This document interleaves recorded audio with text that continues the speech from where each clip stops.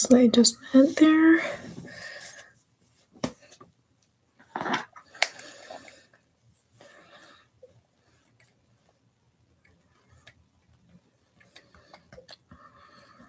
Okay, we are officially live.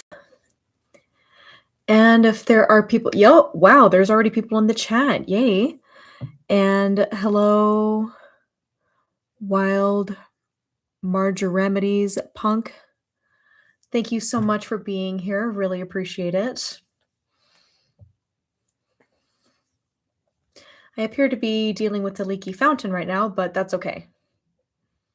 And hello, Alessandra. Good to see you.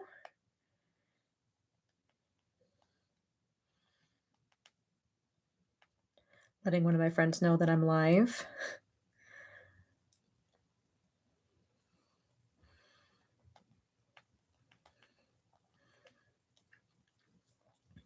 Okay, guys, I'm just in the process of sharing the live link so that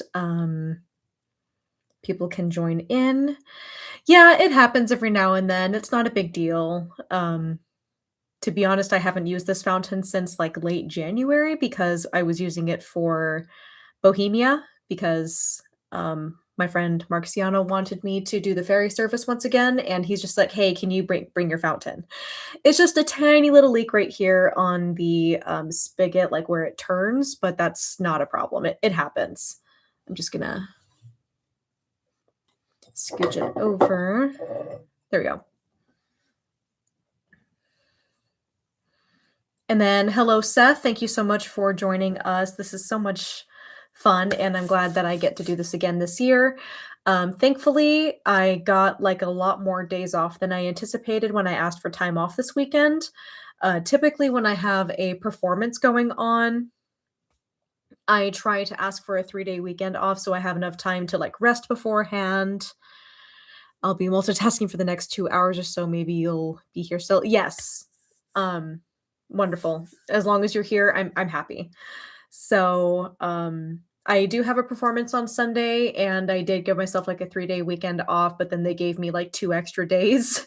So I'm just like, okay, that was more than I asked for, but thank you. Will I be singing today? Not today. Unfortunately, I am dealing with some hormonal issues that are affecting my singing voice, and I'm on vocal rest today.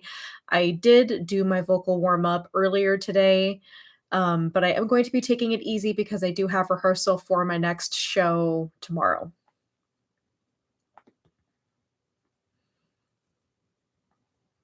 But yeah, multitasking, perfectly fine. I get it. And I appreciate you being here nonetheless. I also have a new webcam for doing live streams here, which is great. I was noticing that our webcam was getting kind of old and it was getting harder and harder for it to handle essentially doing what I do here on top of the live streams that Kenny and I do for Twitch. So I just said, screw it. It's $70. Let's just get a new one. And then Beelzebub Schwartz says, Happy Absinthe Day. First time on one of your live streams. Thank you so much for being here. We really appreciate it. I am performing somewhere in Seattle. I believe it is the Music Center of Seattle. I can get the exact name of the venue in a moment. And it is my first performance with an opera company that I just signed a contract with. It's called Bel Canto Seattle. So very exciting stuff. I'm so excited to be part of an opera company that has the same values that I have. So that's wonderful. I'm so excited to start this new part of my singing journey. And yes, we are drinking absinthe today. The two that I have for just traditional preparation are Esprit Adorant, and I'm also going to be drinking I Fiori del Mare. I have like 3 other bottles of this because I don't want to run out until the tariff issue gets resolved. Hello, I nearly forgot what day it was. Good to see you, Adrian. Thank you so much. Good to see you too, day, night, afternoon. Thank you for being here, and happy Absinthe Day. I'm going to wait until we get a few more people in the chat before we start, pouring ourselves some drinks.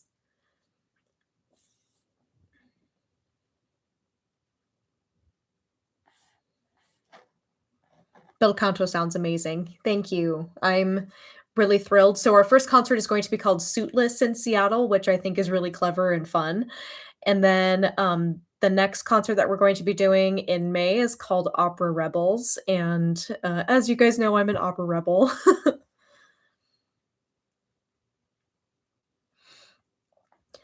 No, the tariffs have been affecting Absinthe, period. They have been. Um, and it has not been great.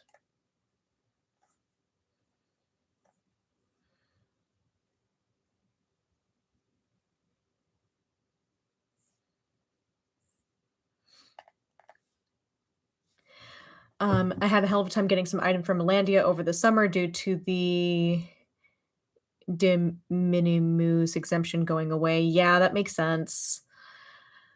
Um, yeah, for the time being, I can't get any absinthe from Europe, which is a shame, but I am going to be special ordering 2 of my favorite jades from Total Wine so that they can actually stock it at my local Total Wine. I would absolutely love that, and I hope that everything goes smoothly if that happens. Just waiting for my tax return to come in. Does that mean Ifiori is completely banned right now, or is it mad expensive? So essentially, what I'm understanding about the tariffs causing issues is that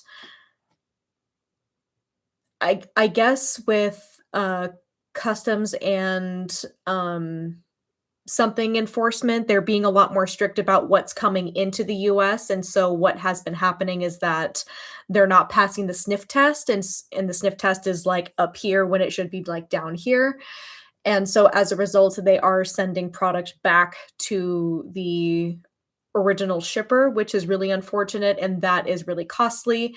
So because of that, unfortunately, Essentia Originale and Alandia are no longer shipping any absinthe product to the US, but they are shipping absinthe accoutrement, which is better than nothing, but it's still really disappointing that my number one resource for buying absinthe overseas is no longer shipping to the US as a result of the tariffs. I've been off absinthe for some time. I don't doubt the tariffs has made things quite annoying shopping wise. They absolutely have made everything so annoying. Ugh. Oh, oh, you're having the real good stuff. Here is Clone Opal tonight. I might have a little Clone Opal later. We'll see.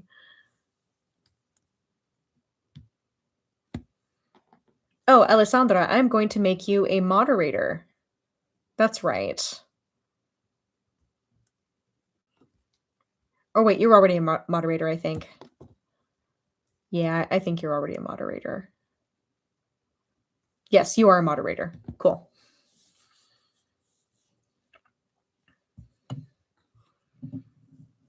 I'm also glad that I stocked up before the tariffs, and I was lucky enough to get this bottle of Esprit de Wild during the summer before that happened. The owner of Alandia, Paul, very sweet man, or Mike, maybe it was Mike, but he was able to get me a really good deal on a uranium absinthe glass and a bottle of Esprit de Wild. So I am so thankful and thrilled that he was able to make that happen for me. Very sweet of him. Very, very sweet.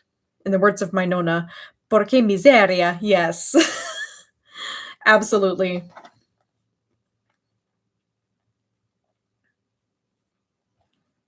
Okay, I'm going to turn that down. I'm going to get the link.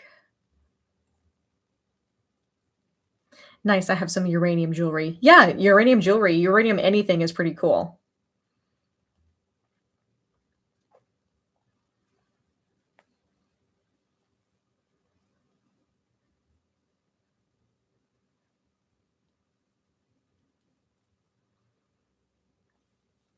I went to Sazerac House in New Orleans, and they had an accurate description of absinthe to a degree. I'm here, girl. To a degree, oh god.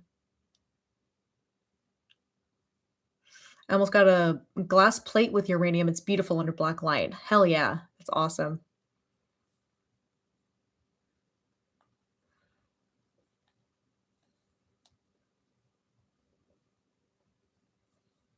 Sorry, guys, just posting for the live stream.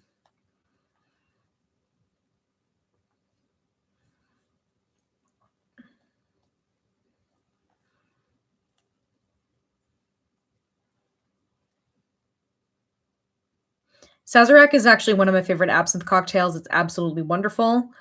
Highly recommend it if you are into whiskey. And it's actually considered to be one of the oldest cocktails to have ever been created. The whole place has a free tour and 3 tastings. Wow! That's awesome.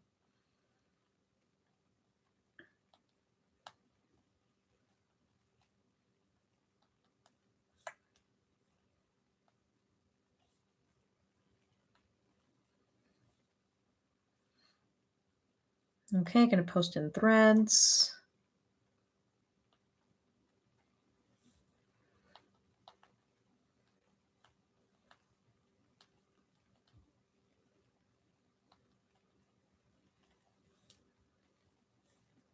Make sure that got posted.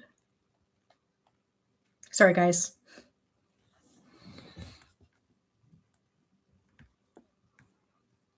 My stuff was held in customs for 180 days and half was broken when it finally arrived. That's not okay.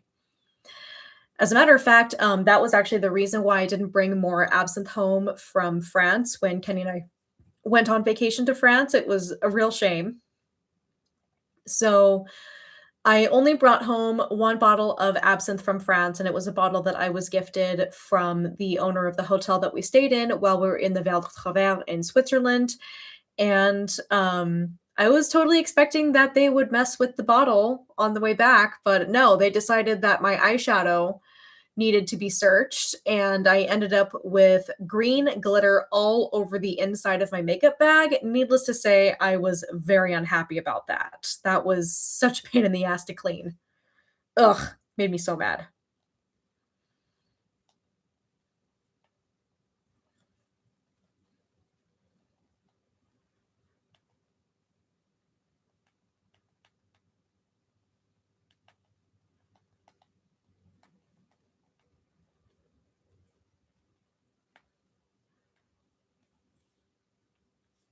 I'm going to School Spirits Bingo tonight for a TV show, if you've heard of it. For that TV show. Okay. Spooky and Haseen goes, so I might leave early. That's totally fine. I appreciate you being here nonetheless. It really means a lot to me. Okay, and then blue sky.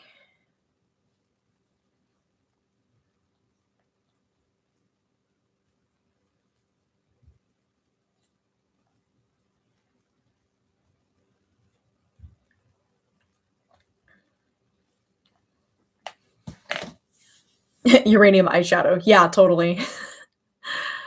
Um, by the way, say hi to Kenny too. Thank you. I absolutely will. Kenny is still at work right now, so he's not here. But he knows I'm doing a stream today. It's cool. Yeah, he's still at work. I'm thinking it's going to be another 2 or 3 hours until he's back. Yeah, he started work at like 7 a.m. this morning, poor guy.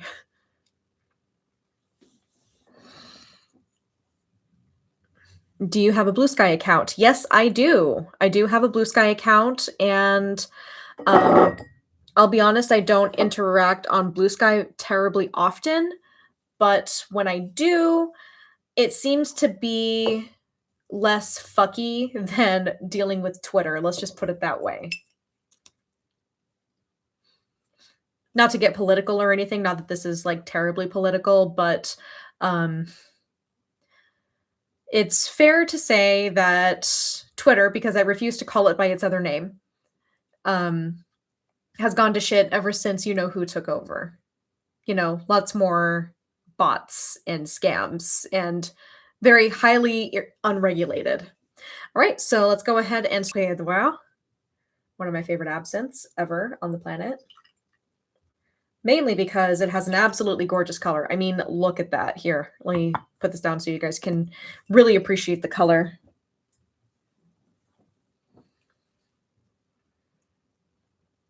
Yeah, look at that. Isn't that beautiful?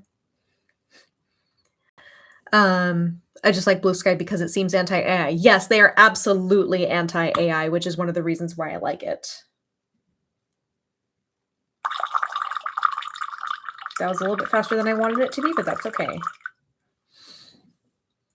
All right, so we're starting with Esquire de Wow. It has a beautiful louche. I will show it to you guys once it's done louching, of course. And I'll probably have some absinthe cocktails later. I most likely will. And I do have a snack lined up for later, so this will briefly turn into a mukbang, but that's okay. We're gonna have a good time here. Let's see here. Oh, that smells so good. It's been a really long time since I've had Esquire de Wow, mostly because, um, again, it's harder for me to get a hold of it, but again, I am hoping to, um, have it special ordered and stocked at the local Total Wine. All right, let's see here. I went to a speakeasy in Indianapolis that had absinthe fountain, but I didn't see it until I was leaving. Oh, bummer.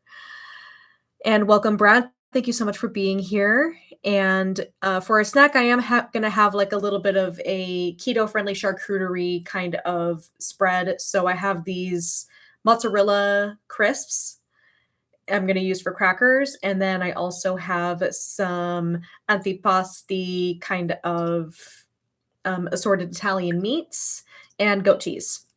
So that's what I'm going to have. Very high in protein. Should be okay with my blood pressure. Yay. And I did have a very hefty lunch. And I also had some electrolytes so I could stay hydrated. Always stay hydrated. All right, so here we are, à votre santé, our first glass of the stream. Mm. Mm. Oh, yeah. Oh, fucking delightful. So my favorite thing about like Jade Esprit Droit is that it's kind of like a sexy older Victorian gentleman, so like a middle-aged Victorian gentleman who still knows what he's doing. He kind of bites your lip a little bit as he kisses you. That's how I like to describe him. And his female counterpart, in my humble opinion, is Jade Terminus Oxygene, which is the feminine side of that idea. Can you confirm whether or not it makes a difference for ice water from a bottle to be used versus slowly dripping it in? Does it have the same effect? Ideally, the slower that you can drip it into the glass, the better, because it does do that louching effect just a little bit better. You don't want to speed run it. I've always been advised that speed running it is a bad idea.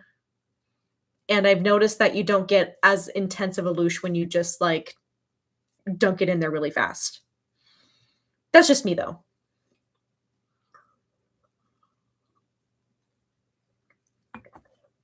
Also, I wanted to show you guys my new earrings I got. So I made the mistake of looking at an advertisement that I got emailed from Alchemy Gothic. And when I say I made the mistake, I looked, unfortunately. But from my experience, looks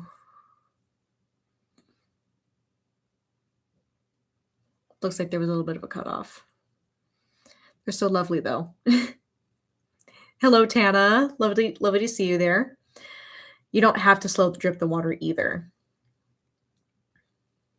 Yeah, I've always been told slower is better, but I'm sure a smoother stream wouldn't be so bad. But also, yes, the earrings, I got a little distracted there. So, I saw these advertised on Alchemy Gothic, and these look exactly like Josette's earrings from Dark Shadows, if you guys have ever seen the original Dark Shadows series.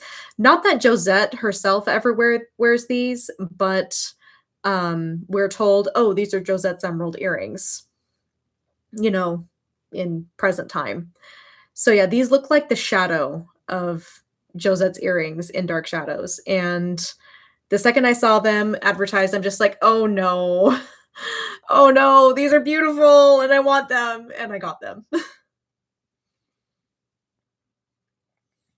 It's the oils in the absinthe, not the water per se. Obviously, you want the water to be as cold as humanly possible because the colder the water is, the better the louche is going to be, but I haven't noticed much of a difference, but I've always been advised slower is better.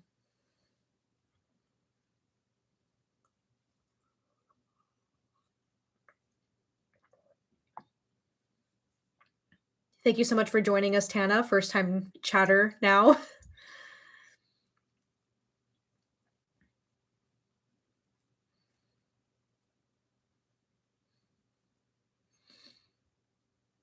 Yeah, ice water is preferred, and I'll briefly show you guys like how much ice I have in my fountain right now because I don't mess around. Oh, it's really heavy. Okay.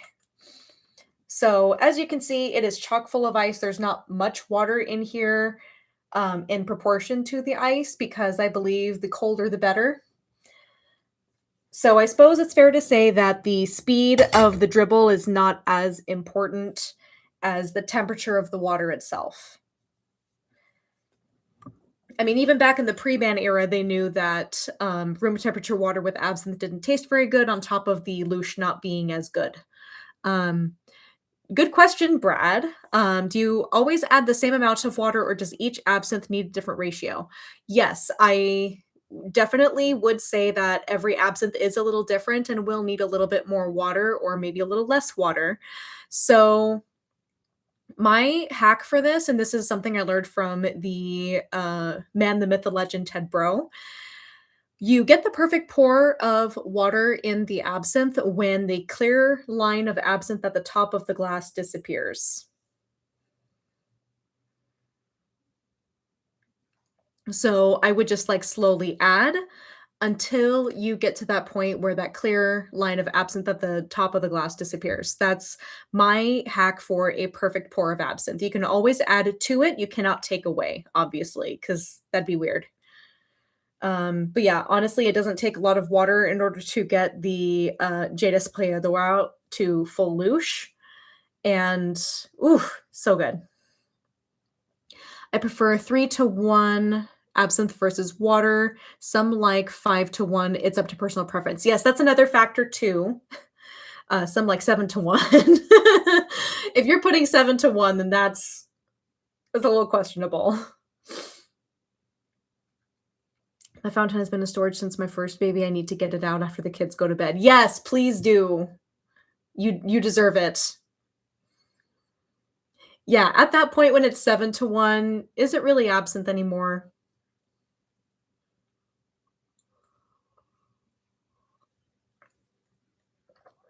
Oh, that is really good though. I'm really glad I got a smaller glass for this so I wouldn't so I could pace myself a little better.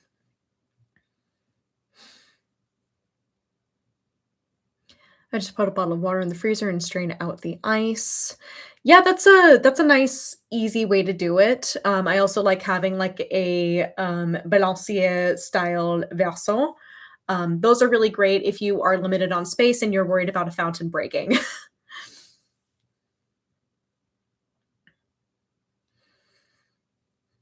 I know in some parts of the country, it's probably a little early for people to be having absinthe, but if you are having absinthe, I would like to know what you're drinking.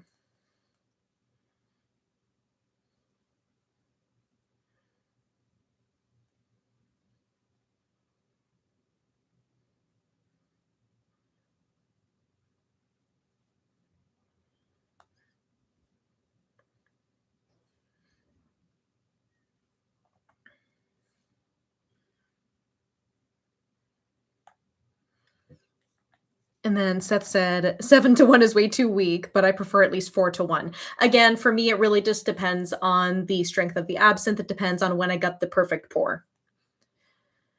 Because when absinthe is overwatered, it's not so great. Like for the Esprit de Roi, I would say it's at least 3 to 1. But that's just based on my eyeballing it. I don't measure out each part to part. Here in Sweden, it's actually after midnight, so no holding back here. Nice. Thank you so much for being here, though. I know it's super late where you are, but I appreciate you being here nonetheless. I do not have absinthe at the moment. If I knew this was going on, I would have went and got some. I'm so sorry. I think I posted about it on my socials a couple days ago to let people know it was happening. But I completely understand. We're still having a good time together.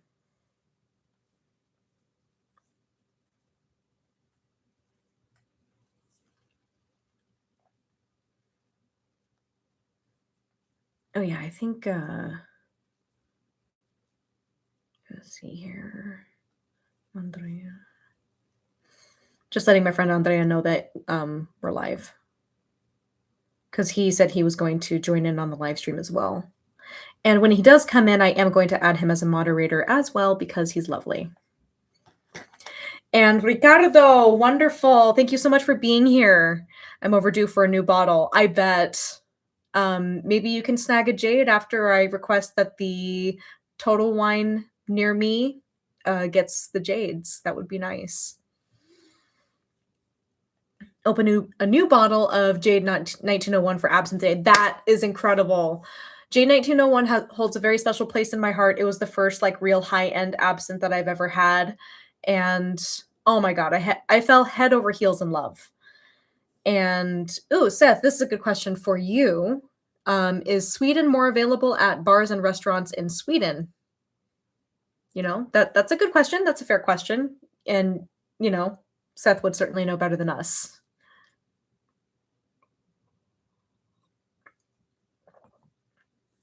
Yeah, this webcam definitely handles the lighting a lot better than my previous one did, so I'm really glad that I upgraded it.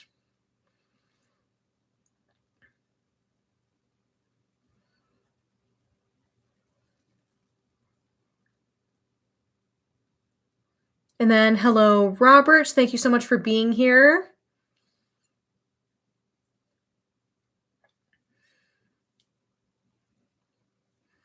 Seth says he doesn't think so. Interesting, because you definitely hear about absinthe being prominent in certain European areas, but not all. So that's a really good perspective. Never been on one of your live streams before. Well, nevertheless, we appreciate you being here and congratulations on your first time with us. It's super fun. Need to order it in or get any good bottles where I live. Not a lot of demand for it in central Illinois. Yeah, that sucks. But you can, and I learned this from my friend Darian. She's great about helping with distribution issues. She was actually able to help set up what I have to say and how I present it to the liquor store in question. So you go to the liquor store, you say, hey, here's the distributor where I want to get this product from. Here's the product number associated with it. I would really like to buy this directly from you instead of ordering it online. So if you present it that way and tell them, hey, I'd rather spend money in your direction than purchase this online, then they are a little bit more willing to work with you on that.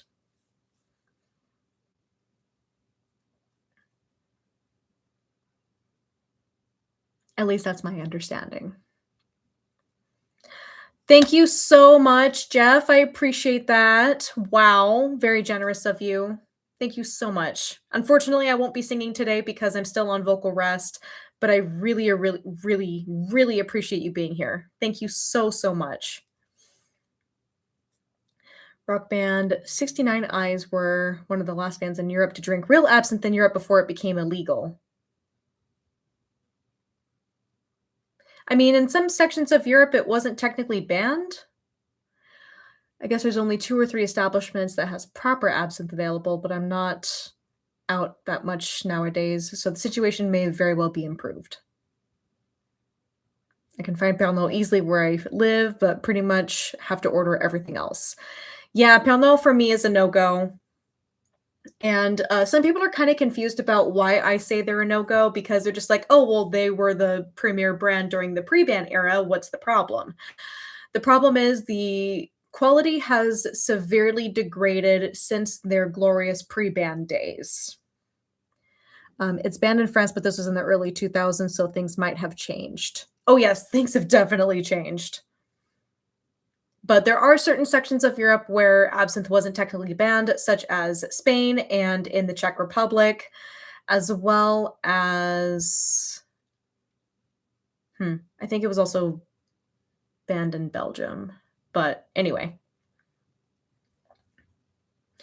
And Jeff asks, "Do you like cognac?" I actually do like cognac. I do.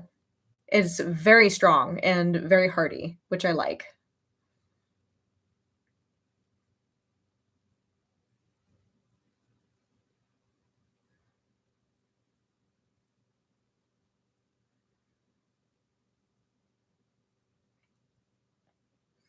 It's so sweet and delicious. It absolutely is.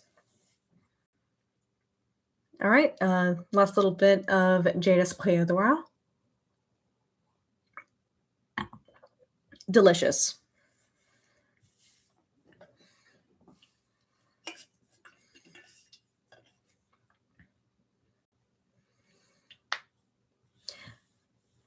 Uh, I don't drink anymore, but when I did, there used to be an absinthe bar in the city I live in, and I remember having 70%. That's quite strong.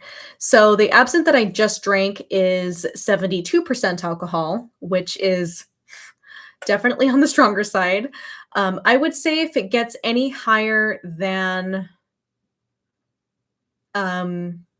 75%, we are approaching crabsinthe territory.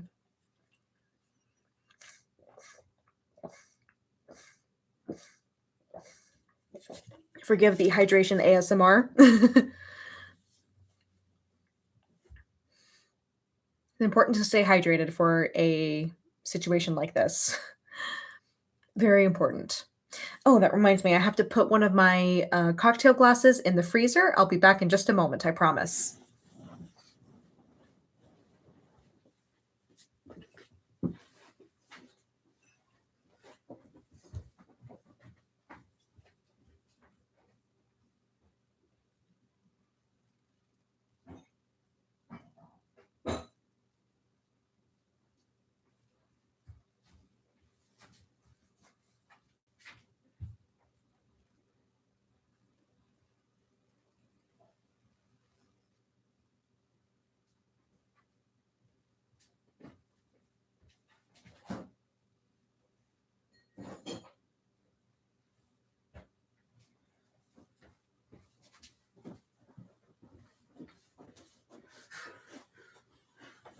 Alrighty.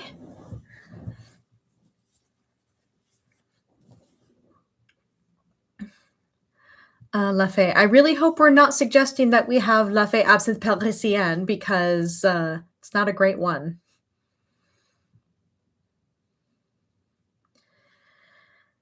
And Alessandro, you bring up a great point because I am actually considering having the absinthe version of a an espresso martini as part of our stream today.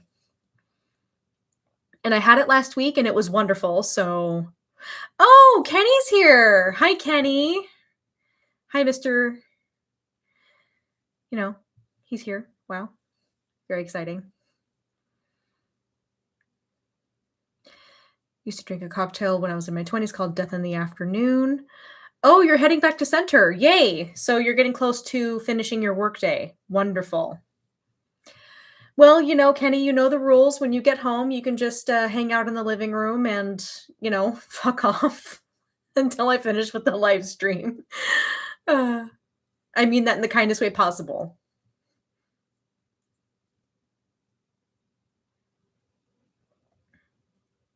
Oh no, you drank it on fire. Oh no. Oh dear. Beth hit some trash cans with a buzz after making a joke about making sure not to hit them. Oh my god. Oh, that's awesome. That's hilarious.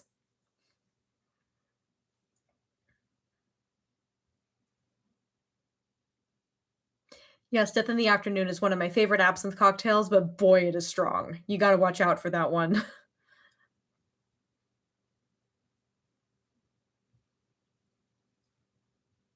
Definitely have to watch out for that one. Ugh.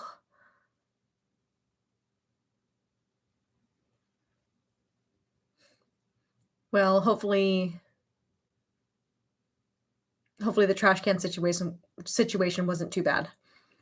Okay, espresso martini with absinthe, I'll get on board. Any fun drinks planned? Yes, I am gonna be doing a wide-eyed, which is the absinthe version of an espresso martini.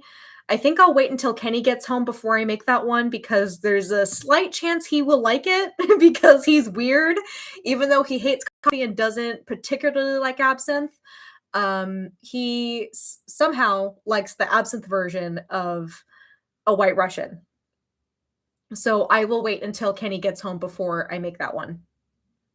It's a 50-50 shot on, pardon the pun, on whether Kenny will actually like that one.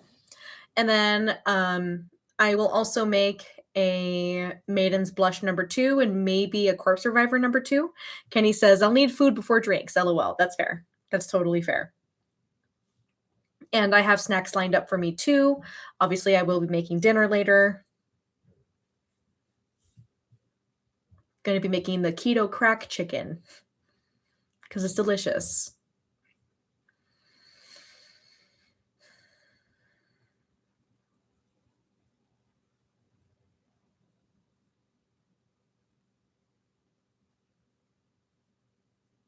No, I don't mix absinthe with anything, and I don't care to because I don't want to add to the notion that when you combine absinthe with a certain thing that you are gonna have a different effect. And Ricardo asks, "Are there any updates with Dr. Sledge's absinthe?" So, as far as I know, Dr. Sledge said that you can buy his absinthe in the distillery where it is made, and I know that is somewhere in Detroit. However, I don't think they're distributing it quite yet.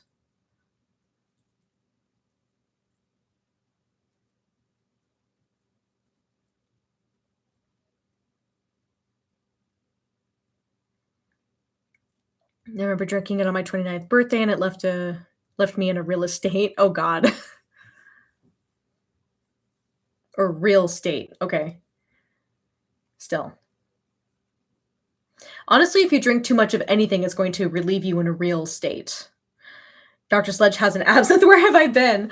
Yes, he actually released this absinthe a couple years ago, and um, and again, you can get it from his distillery in Detroit, but unfortunately, it's not up for distribution because distributing an alcohol product in the US is rather difficult. In a local distillery situation, that is. And then, the poet Hemsworth used to drink it so much, some people called it the Hemsworth, but I think he called it definitely in the afternoon. Are you talking about Hemingway? Ernest Hemingway? Because Ernest Hemingway was the one who invented the death in the afternoon.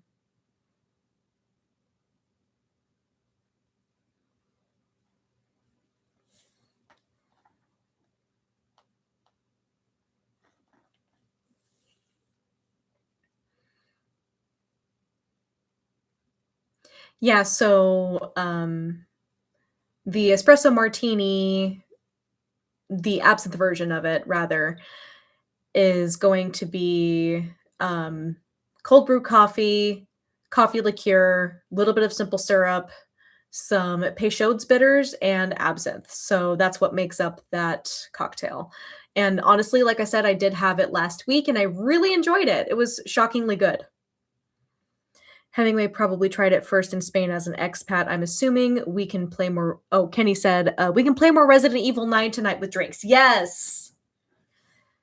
And I was only going to give you a sip of the bright eyed until, like, only going to give you a sip when you got home so you could be like, oh, hey, I like this. And if you like it, then I'll actually make you one. But I'm, not going to have you drink a full one until you know you like it. Kind of has a chocolatey flavor when I tried it last week. That was good.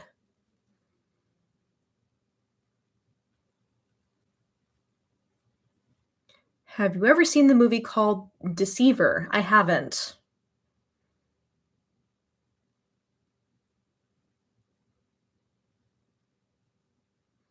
I remember when I first had an absinthe hangover, I thought I was going to die. It was like a cold sweat.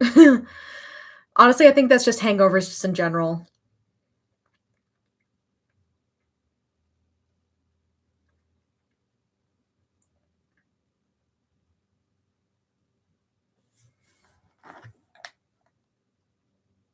Just checking something real quick.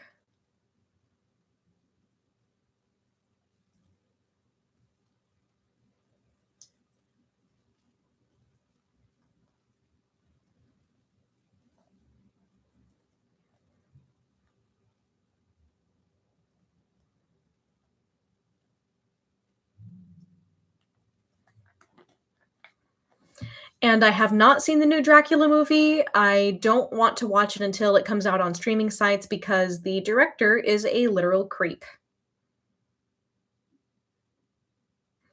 I wish they had absinthe as it is set in Paris. Yeah. I mean, there are a couple of establishments in Paris that unfortunately still do the fire ritual, which I'm not a fan of. Saw the new Dracula movie. I thought it was going to be a horror film. Turns out it was more of a romantic comedy at times. Oh God. Oh God. You're the first one to say it was a romantic comedy feeling sort of film. Oh dear. I think one of my friends described it as like over the top camp. Yeah, Alessandra, if you're interested, you can look into it further. You can Google the director and find out what he did and why it was creepy. All right, well, I think I'm ready for my next absinthe drink. And for the next one, I'm going to have I Fiori del Mare. And, because it is National Absinthe Day, I wanted to celebrate with some of my favorite brands. So, I Fiori del Mare is definitely one of the brands that made me take a breath and be like, "Oh my god, that was so fucking good. I need to process this for a second."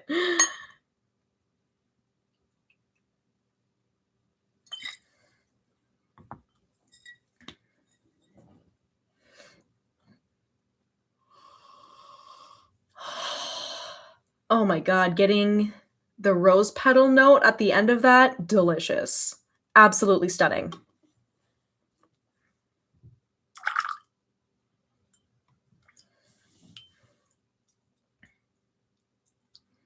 Twilight movie was the death of vampires. I low key agree. It's kind of a dumbing down of vampires, in my opinion. That's just how I feel about it.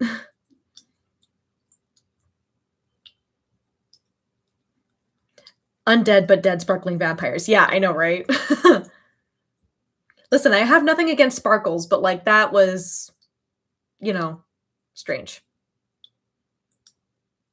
I'm literally wearing sparkles on my cheeks as we speak, so I can't, talk badly about shimmer and sparkle. Dead but delicious. Yes. I try to work with my olivey green undertones that I have. I was actually just telling my friend Tim today that I had witchy undertones from the olive undertones I have. And this is what made my friend Priya and her friend Taylor kind of look at me and be like, "Oh, you have like a weird mixture of like blue and green in your skin tone, therefore you're a peacock." So I thought that was kind of funny. All right, so I fiori del mare, a votre santé, or salute, I think you say in Italian. I'm terrible. I'm sorry. And Kenny said, "Just bad writing that tapped into the tween market." Yeah, you're right on that.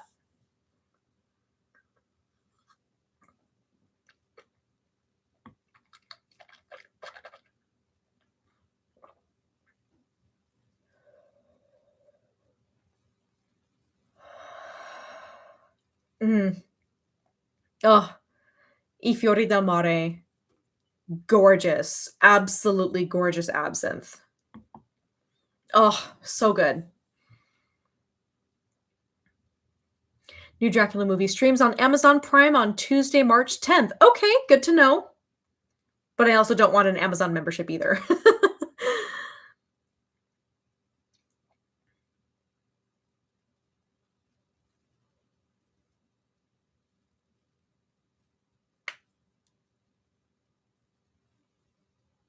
Edible glitter. Oh my god, that's so funny. Honestly, edible glitter in a cocktail, I'm not opposed. I am absolutely not opposed. She also read Wuthering Heights. Oh, yeah. Wuthering Heights. Oh, boy. Let me just put it this way. So, as for the new movie that came out, I have absolutely no interest in seeing the new Wuthering Heights movie unless it comes out on streaming sites and I do not have to pay for it. I do not want to give the director any money for that. So, I'm not going to watch it in theaters. I will watch it if and when it comes out on streaming, and if I have a morbid curiosity to actually see it. Speaking of which, I actually ordered the 1992 version of Wuthering Heights on DVD, and that just arrived today. I haven't gone to the mailbox yet, but that's going to be my next pick for movies when Kenny and I are ready to watch movies again instead of stream. And Kenny and I are going to be streaming Resident Evil later this evening. So, we can continue the National Absinthe Day celebration later today, only just on Twitch. So yeah, if you guys aren't done with celebrating with us here, join us on Twitch. I will of course let everyone know in my Instagram story when the Twitch stream is happening. Oh my god, Jeff, thank you so much. That's so sweet of you. You are so kind. I really appreciate it. The book is so much better than any adaptation, but then again, the book is incredibly violent. It absolutely is. The point of contention that I'm mostly disliking about what I've heard about the movie is that they really watered down Isabella's character and make it look like she's a willing participant in abuse and kind of twist it to make it seem like it's a BDSM thing rather than an actual abuse thing. I think that's gross. I think that's incredibly gross. Spoiler alert for a book that came out over 150 years ago.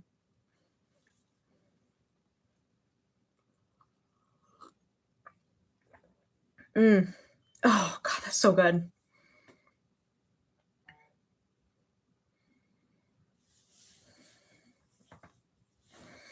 Sorry, my back has been incredibly stiff lately. But yeah, those are my thoughts about it. I don't plan on seeing it, don't want to see it. No, don't wanna do it. I wish people would make a proper adaptation, make it a horror. Yeah, that would be a really interesting take, and I think that would be more in line with what the author intended. And again, can we please stop it with the White Heathcliffs? That would be great. Like, as much as I love Ralph Fiennes and, the little I've seen of his version of Heathcliff, he did a really good job with what he was given. However, I do want there to be a version where Heathcliff is not white because that's how he was portrayed in the book. There's a reason why he is othered, and it has everything to do with him being a person of color in a very white household, in a very white society. And again, how the fuck are you going to adapt Wuthering Heights and take the ghosts out of it? Oh my god.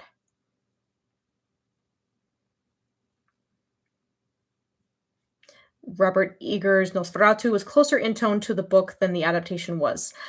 A little bit, yes. Jane Austen is romantic comedy, yes.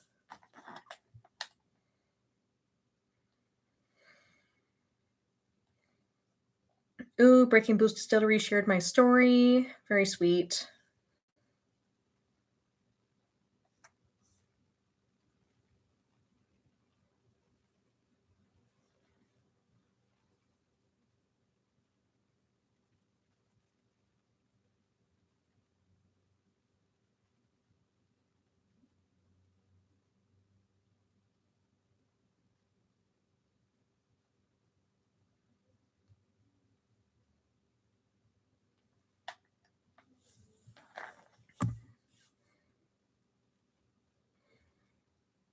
The way Heathcliff's of Dover.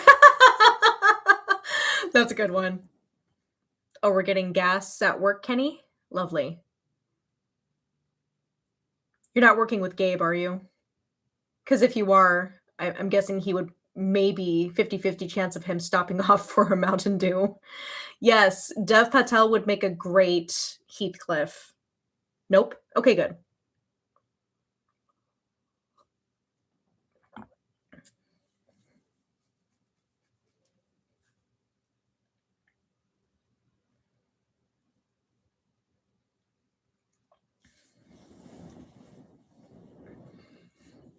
Since I'm wearing pants, I can sit cross-legged.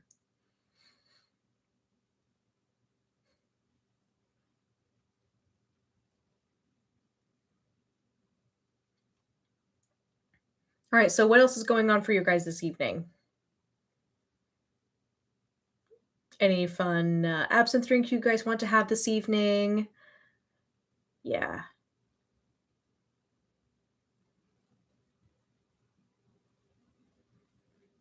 I'm excited to actually have Kenny try um the wide-eyed cocktail.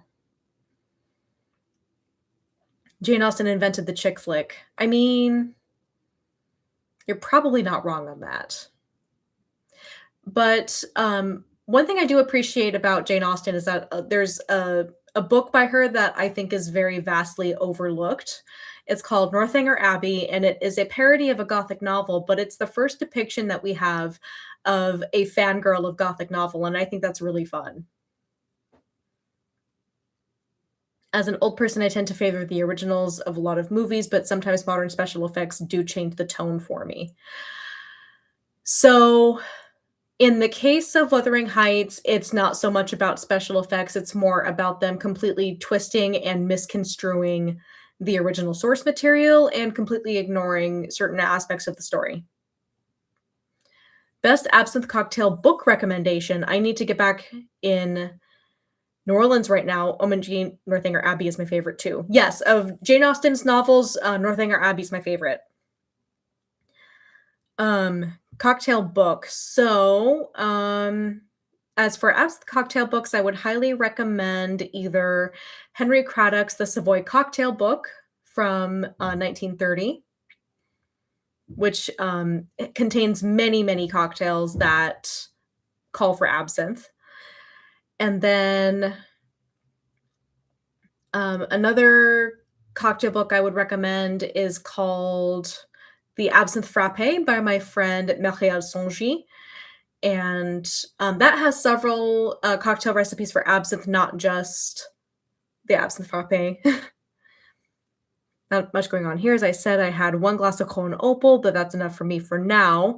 Having dialysis 3 times a week. Oh, that sucks. I'm so sorry. Ugh, that must be rough.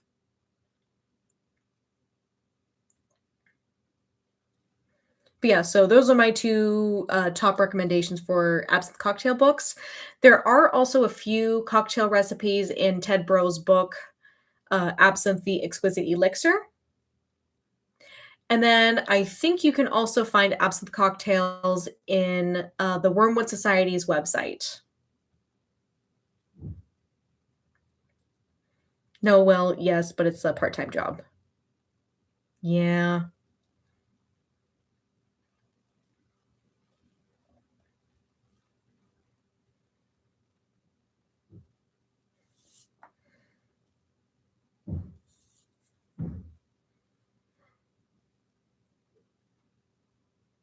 Jane Austen would not have liked Wuthering Heights. It's not dark and too northern.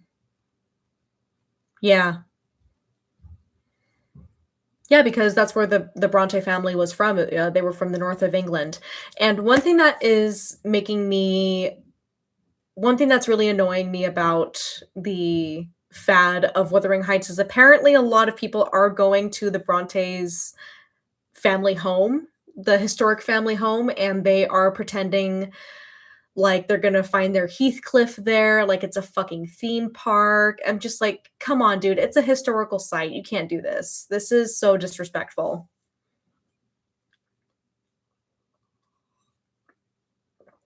To me personally, and, I've, mentioned this to my friend Tana, who is probably still lurking. Um, it to me, it's akin to people going to La Pagagne and just going for the vibes and the clout and the Instagram clicks and not necessarily going because they're genuinely interested in going to this amazing historical site and this amazing center of the operatic world in the 19th century. That's how I feel about it.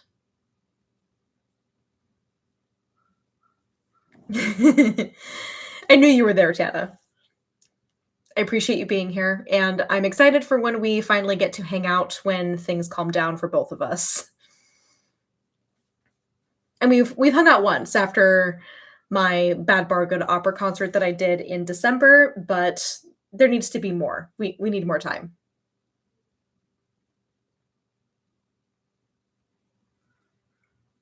That's right, you will see me this weekend. Oh, I'm so excited for the concert on Sunday. It's gonna be wonderful.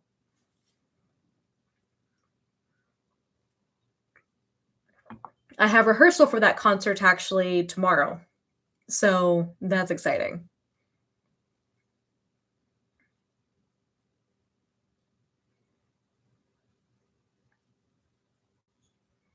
Hoping everything goes well. It should.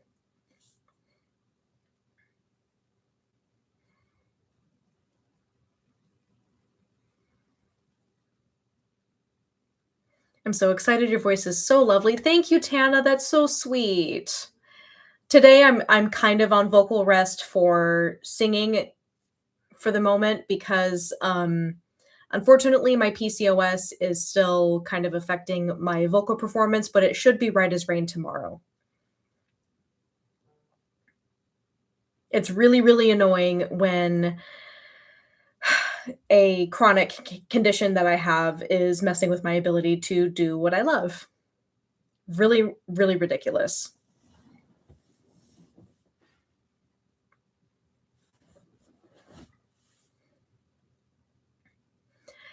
People do this when they come to the UK and to Buckingham Palace and they annoy the royal guards. Yep, I've heard about that too. Not okay. People need to be respectful when they go to different countries. I completely agree. That's why when Kenny and I went to France, I was the one getting us around and speaking as much French as I could. I was ordering for the both of us because Kenny did not want to learn any French other than "Où sont les toilettes?" And that was it. And he's already forgotten that. And then at one point, when the waiter asked for something, he kept saying "si" instead of "oui." And I was just like, "Are you doing this on purpose?" And he's like, "No, I promise, I'm not doing it on purpose." So, yeah, I second that. Chronic conditions is no fun, so you do have my sympathies. Yep. I've suffered with PCOS for most of my life, so that's great. Um, but I have a lot of my symptoms pretty managed with diet and exercise, so that's good. Managing it with diet and exercise is a big help. Some people have only been to Disneyland for holidays, so when they go on holiday to Europe, they treat it like it's Disneyland. We don't appreciate it. I completely agree. I try to be as respectful to the places I'm going as I possibly can be. So I've been to Europe once, I've been to France and Switzerland, and every place I go, I try to be respectful. That's why I'm brushing up on my Italian so that when Kenny and I do eventually go to Italy, that I can get us around and be respectful of the people that we are around in their native land. That's how I feel. I don't want to be a tourist and just got to center, got to get back to work. Okay, see you later. Love you. Just let me know when you're heading back home.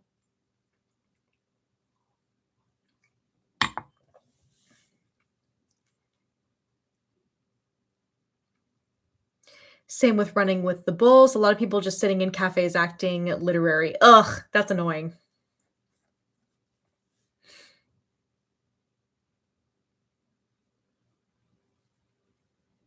That's fine, but not really what it's about. Yeah, people don't get it. And some people aren't going to get it. Unfortunately, when Kenny and I were in France, the Le Paganier was closed for tours, and I was really heartbroken about not being able to go. And the fact that a whole bunch of people go and only go for, like, the vibes and the clout and the Instagram engagement and don't go because they genuinely care about the structure that they're in, that bothers me. Because I would have been there and I would have genuinely cared about the structure that I was visiting and really taken in its energy and its history and appreciated what it represented and not just the vibes. Just like, "Oh my god, que belle," and then leaving.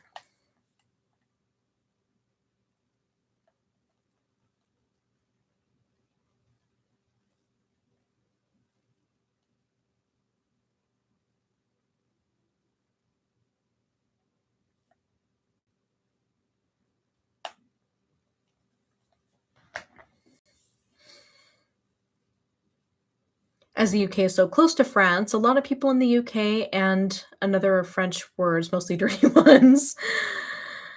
Ugh, that's fair.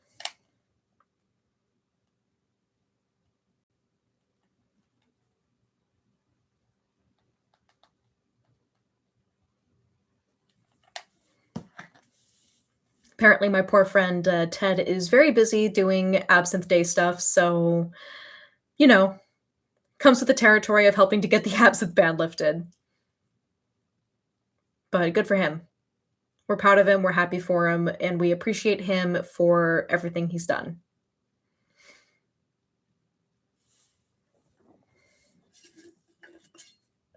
Also, don't mind the bruise here. I'm pretty sure I got that from work. It's really annoying. It's in a very annoying spot.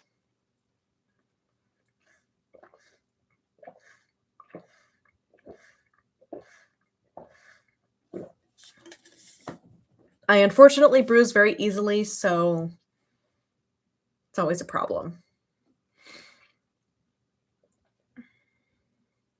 People going to Germany in Cologne and looking okay, never mind.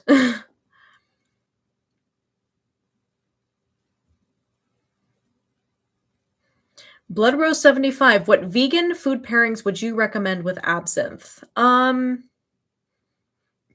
That's a good one. I would say vegan cheese is always good. I haven't had vegan cheese in a very long time, but, something that mimics the funk of, like, French cheese is something that I would recommend because the funky flavors of French cheese go really well with absinthe. Guacamole, oddly enough, goes well with absinthe, or maybe like an avocado spread. Any kind of plant-based, like, sausage that maybe has fennel, would go really well with absinthe. Obviously, because the, fennel flavors from the absinthe and the sausage would play together very, very well.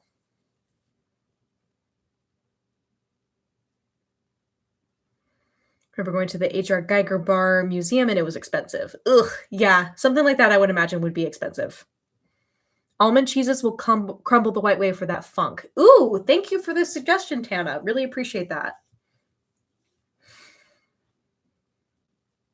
Artichoke hazelnut or fennel with orange, maybe? Yes, I could see that working really, really well. And again, because absinthe has really strong flavors, anytime that you would combine another strong flavor with it, I think they meld together very well.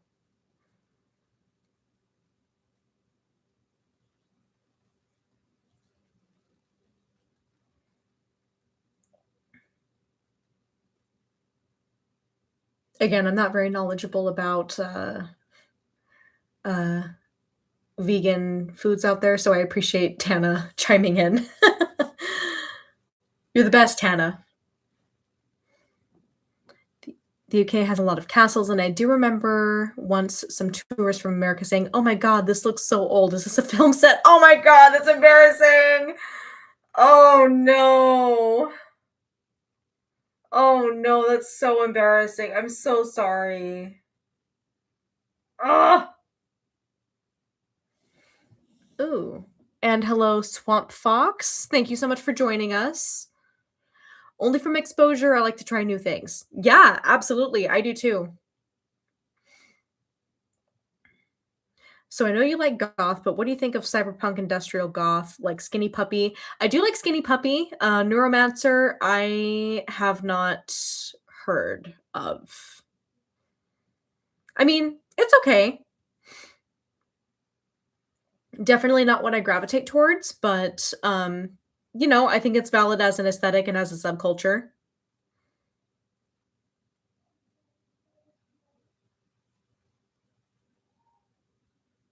Sorry, my downstairs neighbors are yelling a lot.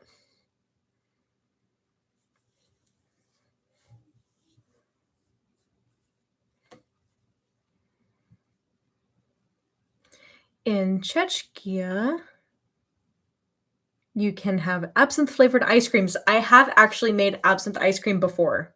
That was fun. I've also made a vegan version of it too. Wow, so apparently people liked my comment that I left on a video reacting to Timothée Chalamet saying that opera is irrelevant and dying and no one cares about opera anymore. Um, Basically what my comment was is, "Hey, he has no business, making fun of opera singers when he himself can't sing." Must be flavored because I don't know if you can actually freeze it. You can actually freeze absinthe if you don't cook off the alcohol. So the first step that I did when I made absinthe ice cream is I put the absinthe in a saucepan and I did cook off the alcohol and then I added sweetened condensed milk and then the heavy cream to it until it cooled down and I was able to freeze it. And for the vegan version, I don't think I cooked off the alcohol in that one, but boy, it was very boozy. And you don't have to wait for it to thaw either because it's already kind of partially frozen. It doesn't fully freeze because of the alcohol, but it's really good. I just realized what a fan of Adrian I am because I remember the video you made. Oh my god, Alessandra, that's so sweet. That is so sweet and wholesome, and I really appreciate you being here all these years. Ah, so sweet. I listen to their song as the end draws near. Manufacturer. Okay, cool. I will definitely keep that in mind. And I just want to say, everyone, thanks again for being here. I really, really appreciate it. I know it's a Thursday night, and there's, probably some people who have to go to work or go to bed early or whatever, but I appreciate you guys taking the time to be here with me on National Absinthe Day. It's very sweet, very special. I really appreciate it. It's aniseed flavored, so it reminds me of sambuca and licorice.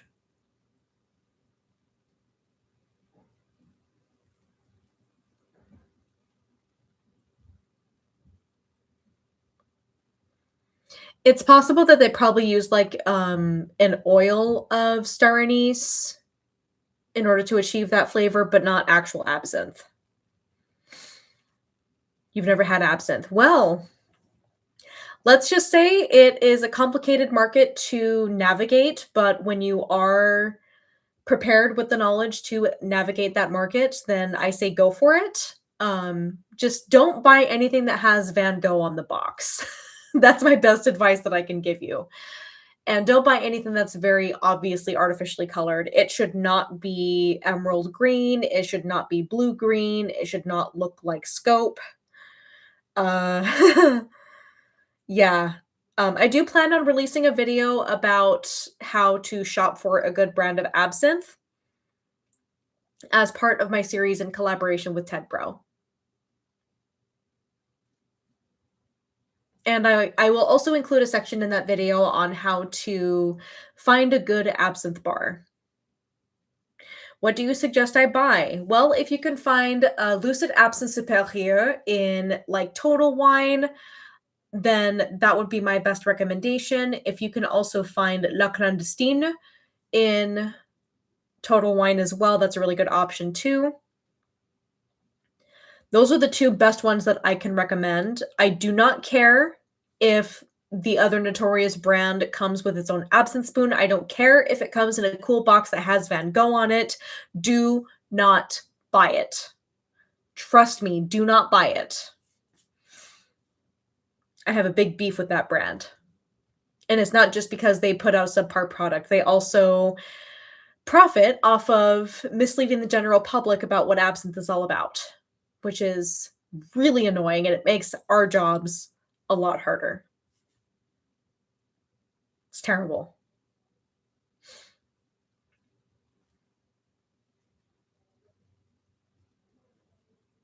I suppose you live in the US and then Adrian's advice is very good. Well, thank you. I appreciate that. There are unfortunately a lot of faux absinthe products on the market.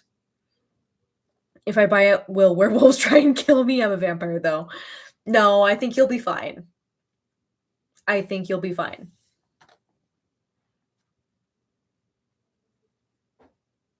Yeah, literally my comment got like 400 likes on the Instagram post. I am shocked. Wow. I've never had a comment get that many likes.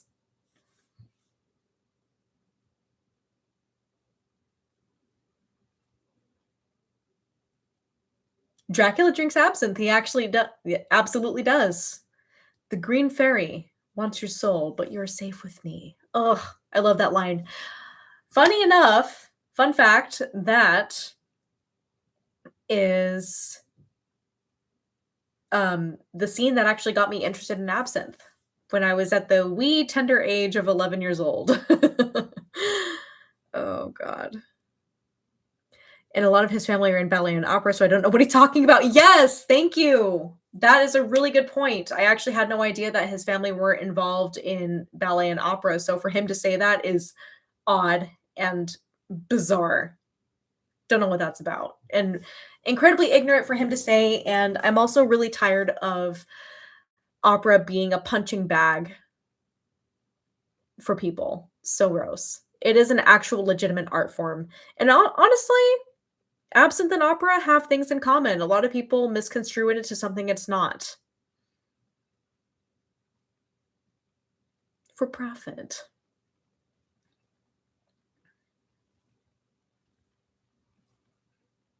In regard to absinthe, though, I feel like the people who genuinely don't understand what it's about are coming from a place of I mean, they're both coming from a place of ignorance, in my opinion. But I think the people who misunderstand opera look at it from a purist lens, whereas the people who misunderstand absinthe look at it from a drug-like lens and misconstrue absinthe into this cool drug-like thing and try to make it into a cool, dangerous drug-like experience. And that's where the misconstruing happens. Yeah, the elitists try to turn opera into something that it absolutely was not and never was intended to be. They treat it like this weird sacred thing and just like, "Oh, you're supposed to do everything exactly how the composer intended." But I completely disagree, and there is evidence to suggest that the composers did not want the singer to completely adhere to the written music. And anyone who says that you're supposed to completely adhere to the written music, they don't know what they're talking about. If they say that that's traditional for the music to be performed exactly as written, that's not true. Ooh, my friend Mark messaged me. He's probably wishing me happy Absinthe Day.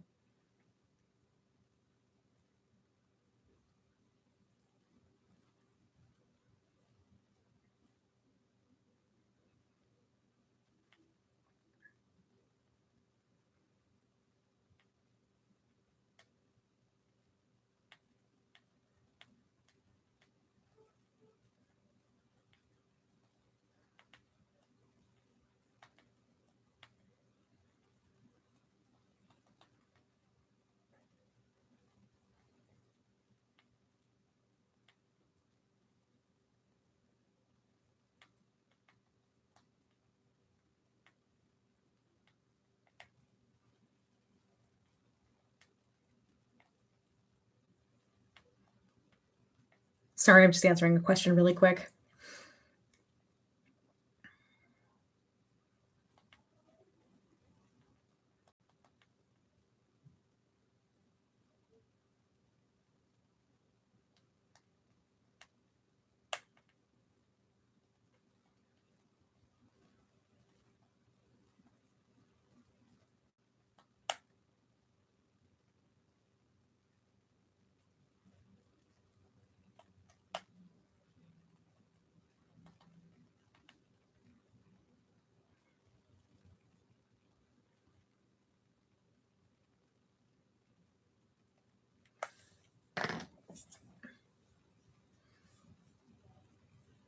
All right, how's everyone doing? Are we having a good time?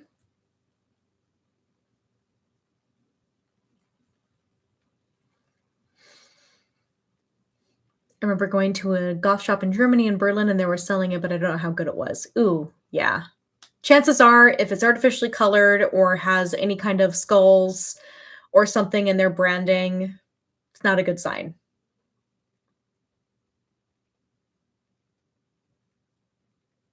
That came out a bit German. I meant werewolves, of course. Counting down till the children's bedtime. Well, hopefully we will catch you later. So later as part of this stream and also part of Kenny's and my Twitch stream later because that'll be super fun.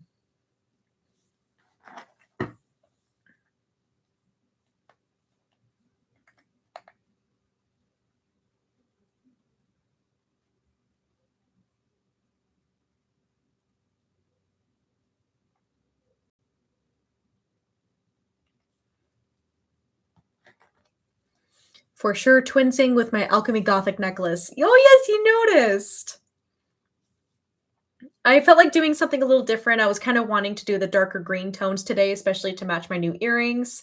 So this was actually a gift from one of the people who has hired me to sing, which is really amazing. So 2 years in a row, I was hired to sing at a Gothic Absinthe Halloween party as an opera singer. So of course I sang like one operatic piece and then I sang Goddess in a Glass. And that was a lot of fun because obviously of the opera singers that were hired, I actually sang my own original music, which is cool and fun and different. And one of the reasons why I love doing that party is because I literally have people screaming during my performances at that party. They just love it. You can tell how much fun they're having, and I love it so much. I kind of miss performing at that party.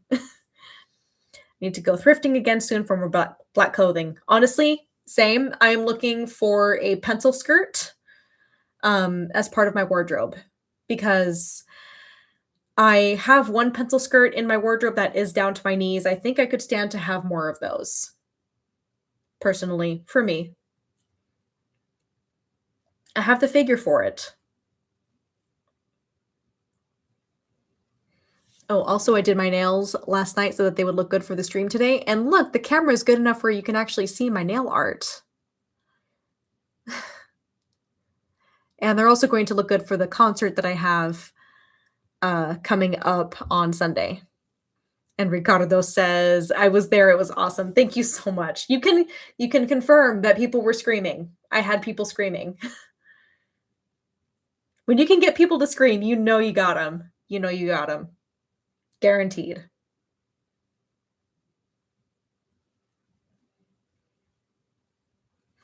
Opera isn't really my cup of tea. I have big problems with it, but some opera choirs are really good though. So tell me what your problems are with opera. I would really like to know. I do the same thing with people who are sure they don't like absinthe. The Sucre Vert pendant is an iconic alchemy design. It really is. And honestly, it looks beautiful, especially with my skin tone. I just love it. It's gorgeous.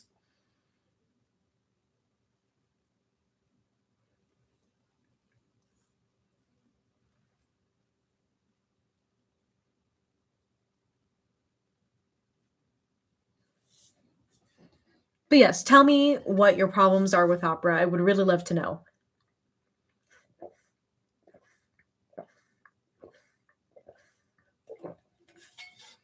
People were screaming, "Thank you." And that's another thing. When I perform opera, I encourage people to hoop and holler. I want them to feel welcome to express themselves however they see fit. All right, 1 second.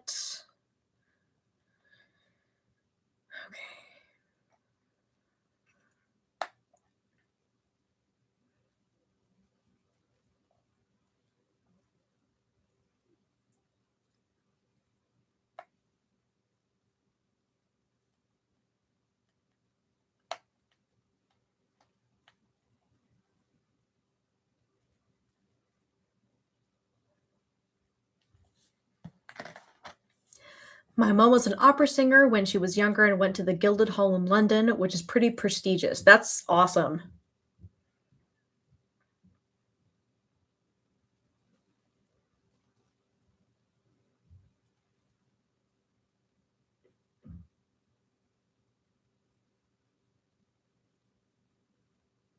But yeah, I want people to hoop and holler and cheer when they're moved by something. That's how it should be. The lyrics is lost, but mostly I don't mind about the lyrics that much.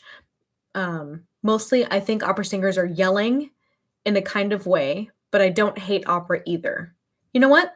That's fair. I actually have a video to send you, Seth, about why opera is so unintelligible, but it hasn't always been that way. Yeah, it hasn't always been that way, unfortunately. In I wanna say 50 to 100 years ago, it definitely was not that way. Even with lower quality sound recording that we had way back then, you could still very clearly understand opera singers way back then. And it's because they had a slightly different technique and delivery of text and enunciation that's different than what we have now.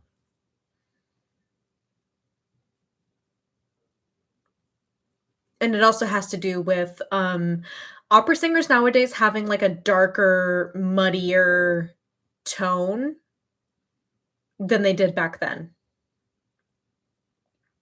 Now, mind you, I do have a dark tone in my singing voice, but that's just naturally what I have. And I don't think it really muddies up my delivery of text either, because, one of my friends actually came to the Bad Bar Good Opera performance that I did in December, which was a lot of fun. Tana was there, and he was a native French speaker, and he said that he could very clearly understand like 90% of what I was singing when I was singing my solo piece in French.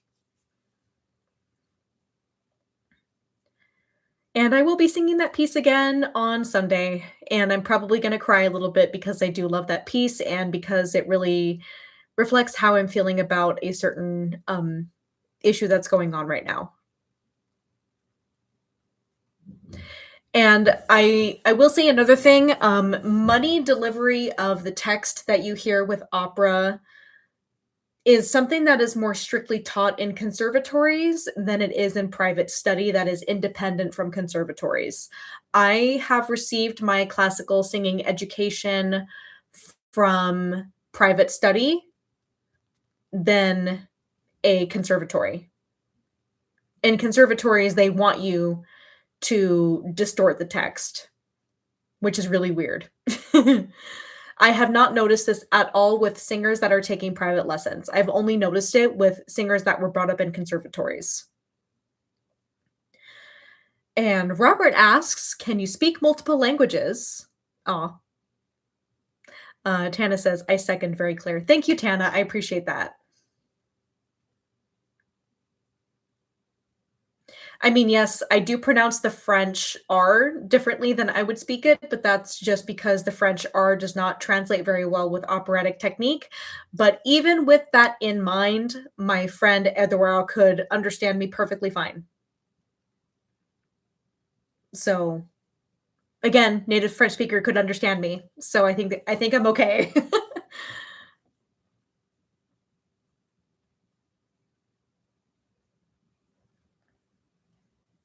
I think I'm in good territory at that point. And especially because French is one of the hardest languages to sing opera in, because there are so many rules with singing in French.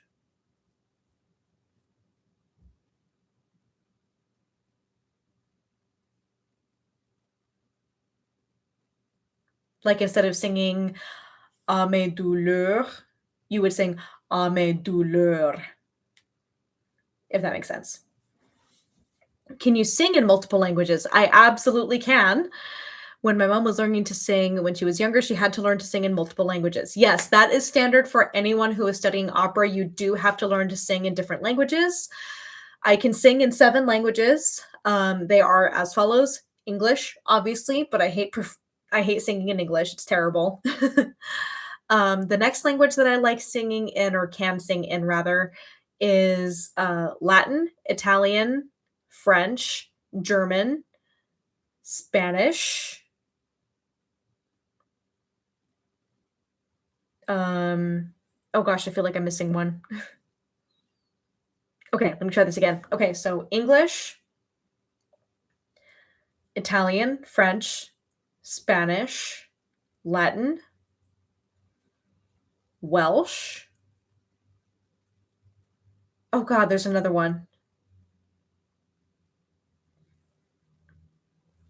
Oh god, I can't remember the 7th language that I can sing in. Did I say German? Okay. English, Italian, French, Latin, Spanish, German. Okay, I didn't say German. Okay, so German and Welsh. So those are the 7 languages that I can sing in. Can I speak these languages fluently? Absolutely not. Just English.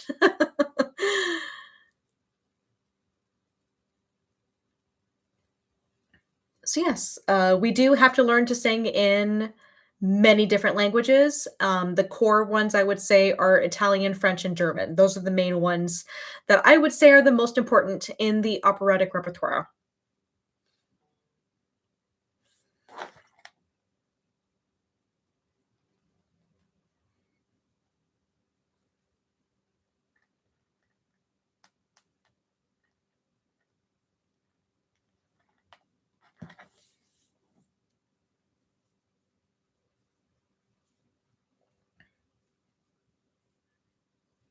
All right, I'm going to have you guys hang tight for a minute. I'm going to use the bathroom.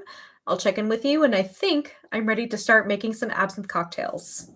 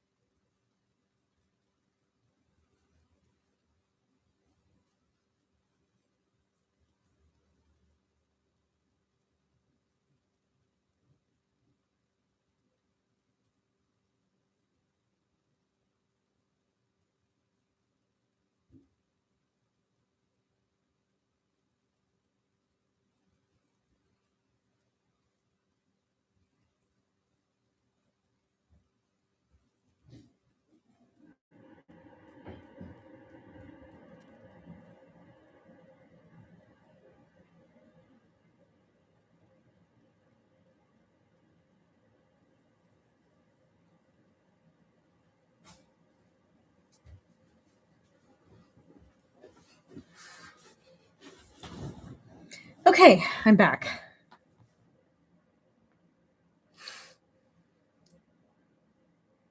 We need to get you an opera song intermission screen for your pee breaks. Oh my god, Tana, you're so funny. I love the dark tone in opera. Some sopranos sound like teenagers, and I find it annoying. Um, I like the dark tone to an extent. If you happen to have it naturally, then I am all for it. But if you are forcing that sound, then that in the end is not great.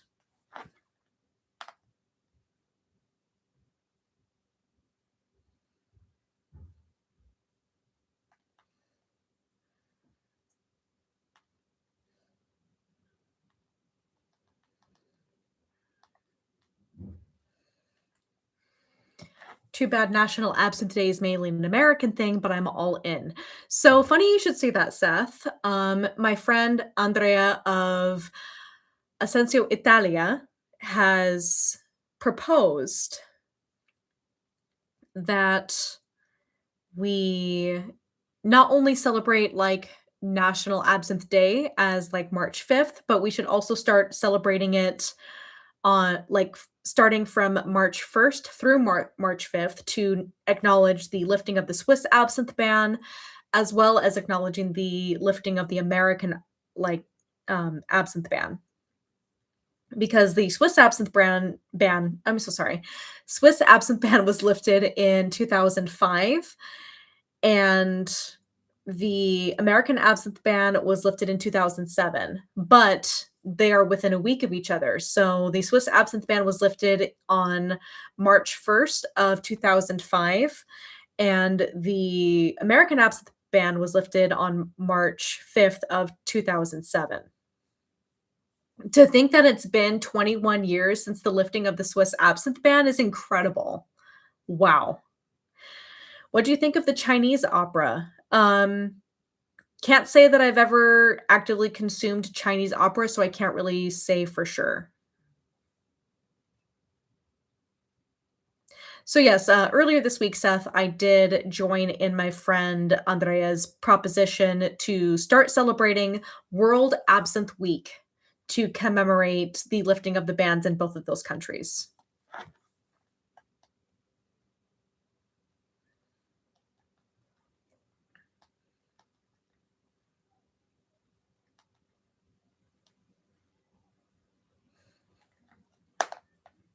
But now you know. And as Kenny and I like to say, knowing is half the battle. G.I. Joe.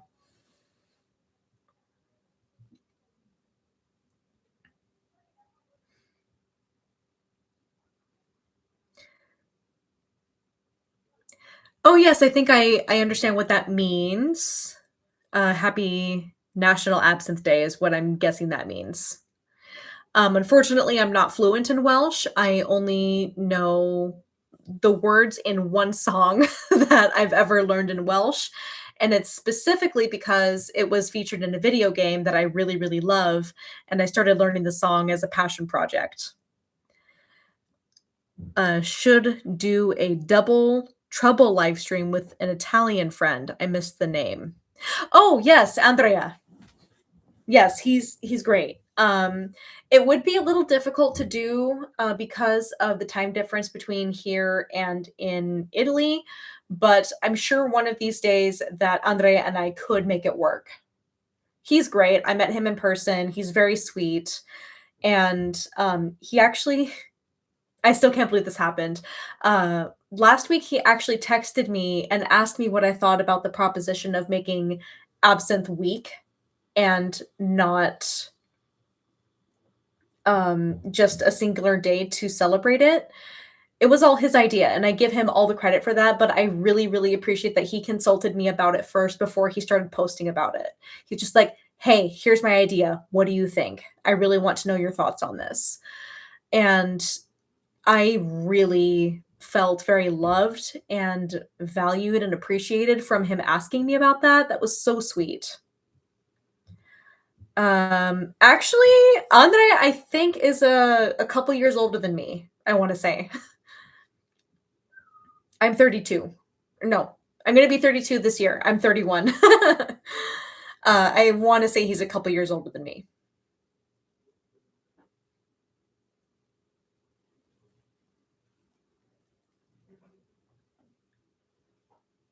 And also, what do you guys think I should have as my next drink? Should I have a Maiden's Blush number 2 and have a little snack? Regardless, I am going to have a snack. But, should I have a Maiden's Blush number 2? Should I have, a Corpse Survivor number 2? I'm going to be saving the whited until Kenny gets here. So I wanna consult you guys about which cocktail I should have.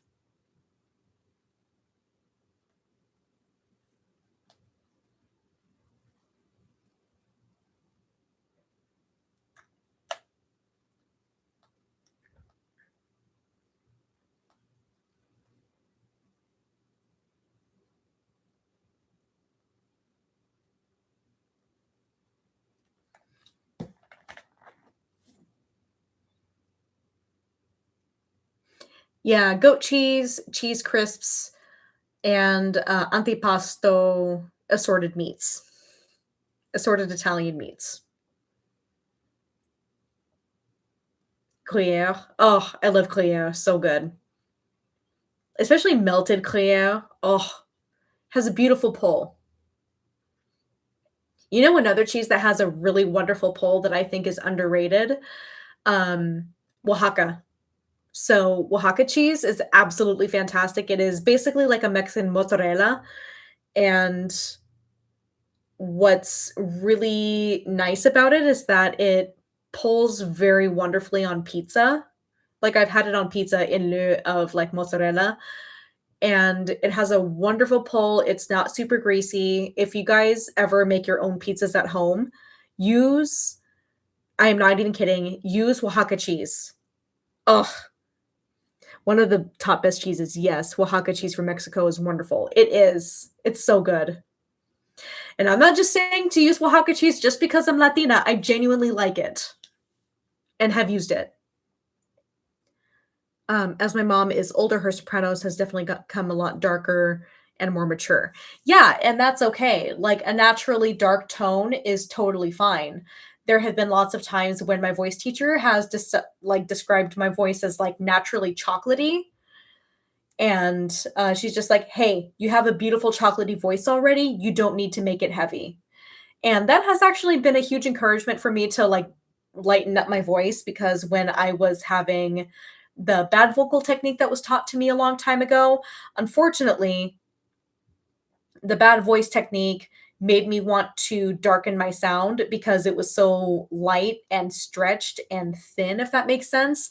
Like, imagine, like, pulling a rubber band really tight, and that's how my voice felt all the time with the bad technique that I was using. Um, so that was a shame, but I'm really glad that I don't have to deal with that anymore. And I'm using a much healthier, much more natural technique. What are your thoughts on fry singing in metal? I haven't done it myself. I don't plan on it, but I would definitely consider being featured as a guest vocalist for like a metal band. Wouldn't be the first time. Um, but fry singing, I don't know. Maybe. And it looks like Mr. Kenny is coming home.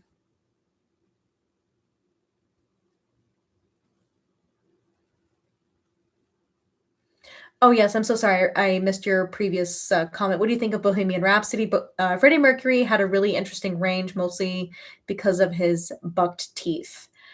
Yes, I love Bohemian Rhapsody. As I often tell people, I definitely consider Queen to be my gateway drug to opera.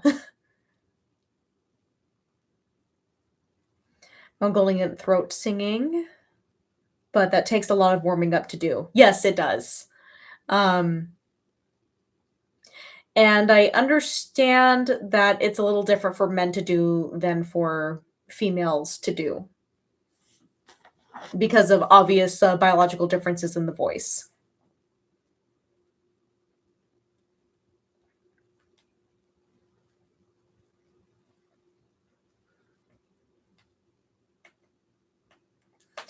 Okay, so for my next drink, my absinthe cocktail, would you like me to have a Corpse Survivor number two, or would you like me to have a Maiden's Blush number two?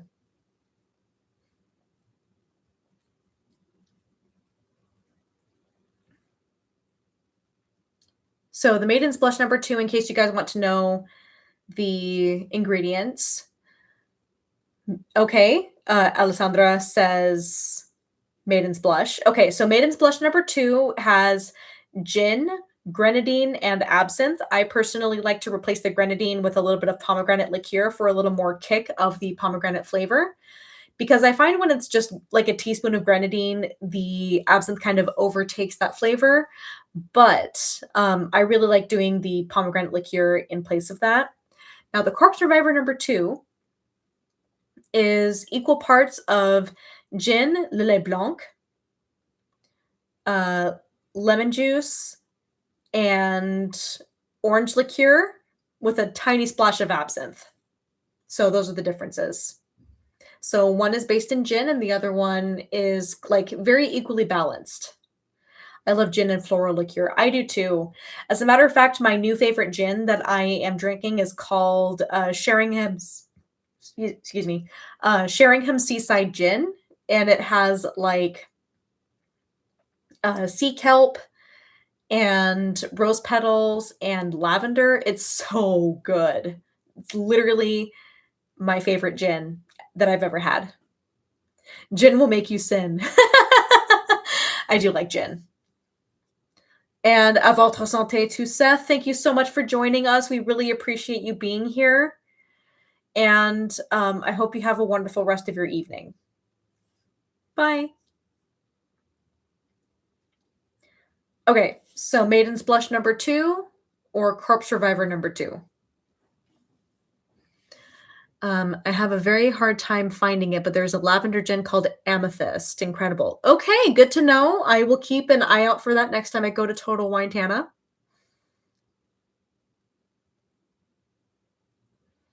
My mom's cat likes to sing the 3 a.m. opera. Oh my god, that's so funny. Precious also likes to cry in much distress when Kenny and I go to bed, and it's the weirdest thing.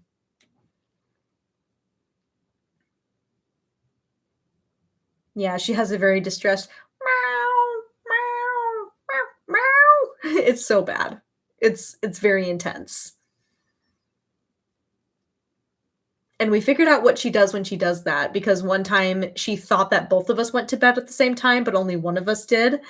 And so I actually caught her doing the thing, and it's really funny.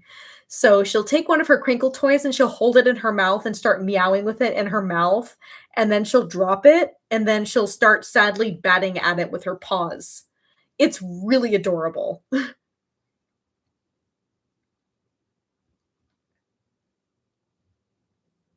It's very sad and tortured.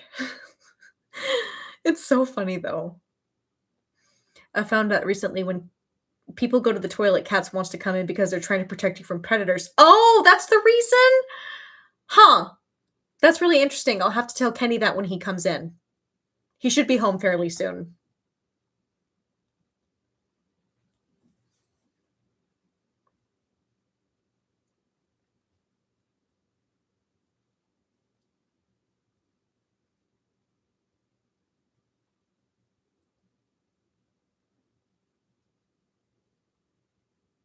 Okay, so I think it's decided. I think we're gonna do the Maiden's Blush number 2. Cool. That's a good place to start for cocktails.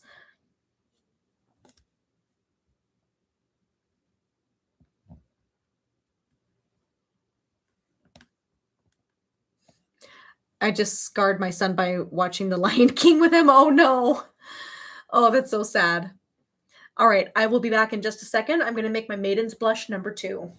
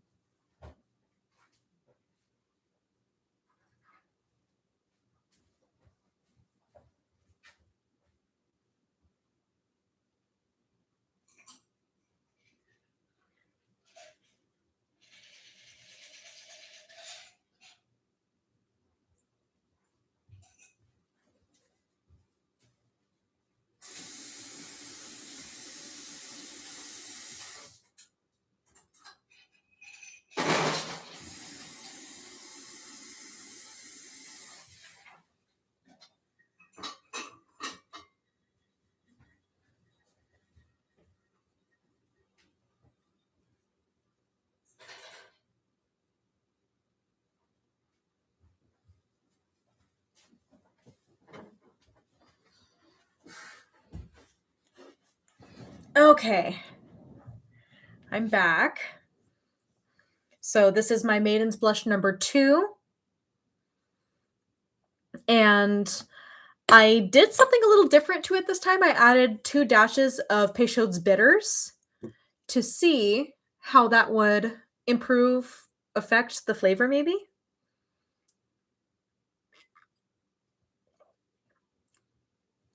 Ooh.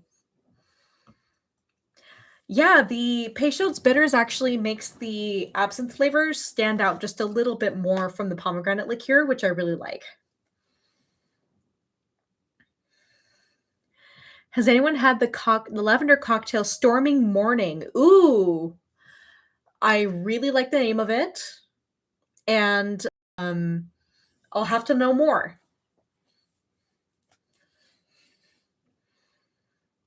So yes, I am having a Maiden's Blush number 2, my own little take on it, and I think it's gorgeous. It's kind of showing up like a rosy pink in real life versus how it's showing up on camera.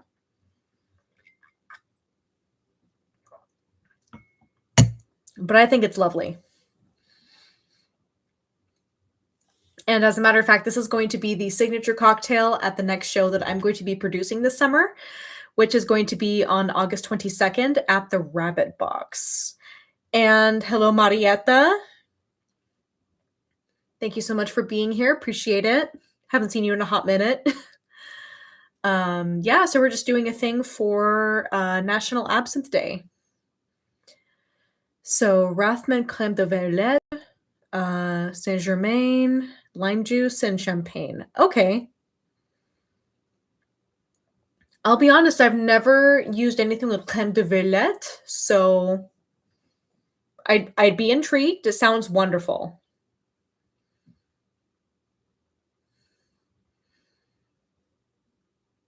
I think I hear Kenny coming up the steps.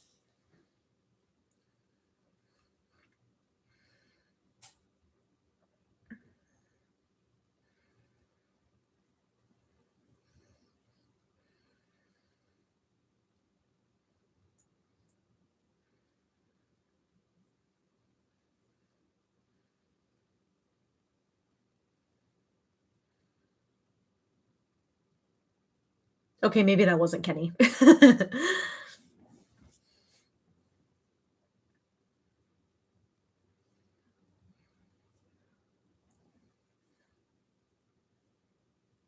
Man, I feel like we got a really wonderful stream going on this evening. I'm having such a good time.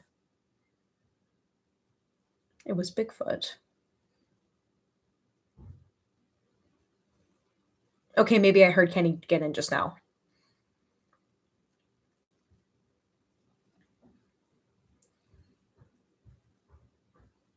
Oh, yep, those are his steps. I hear him.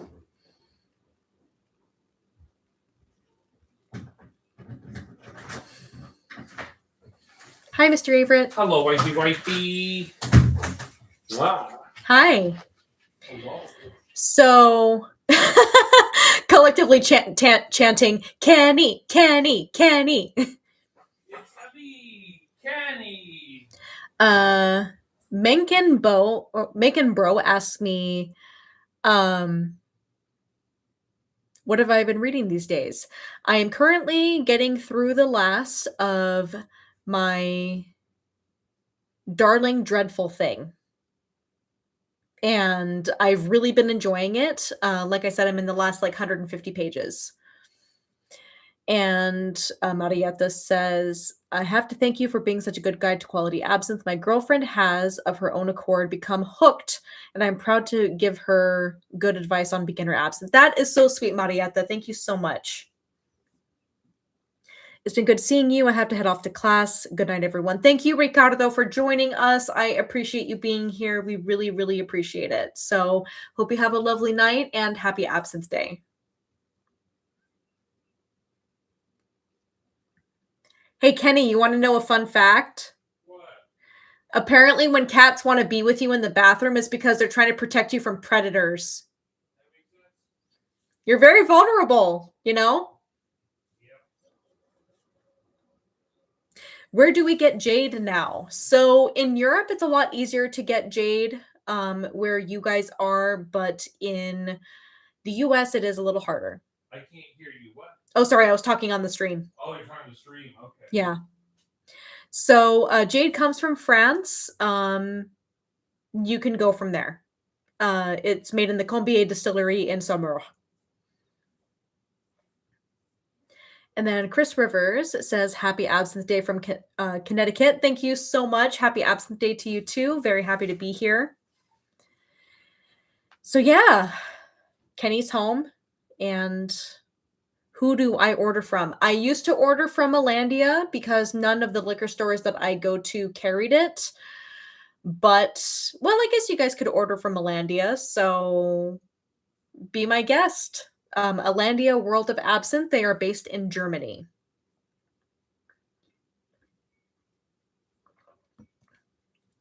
Ooh, gosh, that's delicious.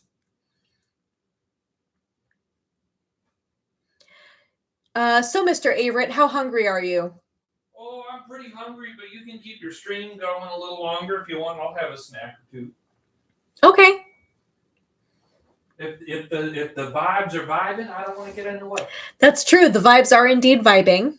But I did let them know we are going to continue the stream on Twitch later. Yep. I have chicken thawed out for dinner. I have the cream cheese softened. Nice. Yeah. And I'm having the first cocktail of the evening. Oh, nice. I appreciate you dropping in on the stream while you were at work. Yeah. I mean, hey, we were driving. Why not? Yeah, you were there. And you have headphones. Oh, I didn't have headphones on. Oh, you didn't have headphones on. No. Oh, no. Our coworkers heard me swear. No. The bus was too loud. Were you sitting in the back? Honey? Never mind. He didn't hear me. It's okay.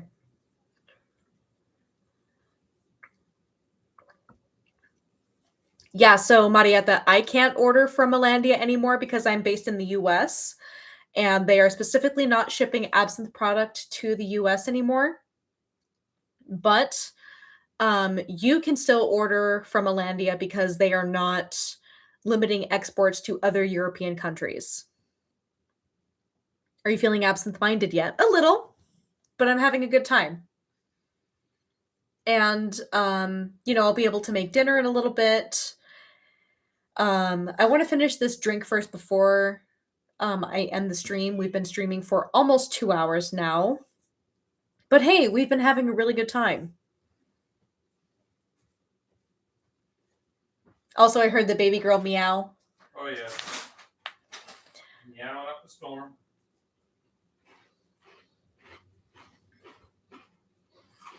I wasn't sure what time you were going to be coming back home, so I had a snack ready to go. Yeah. Snacks are good. I love snacks. Yeah? Do you want to say hi to the camera now that you have a shirt on? Yeah. All right, everyone. My husband's coming on camera. Hello. Hi. Hello. How you doing? Mwah. Just to prove he actually is my husband, I had to kiss him on camera. Yeah. No one would have believed it otherwise. Yeah, totally. Wedding bling. Yeah, she's wearing some. Right now, I'm not.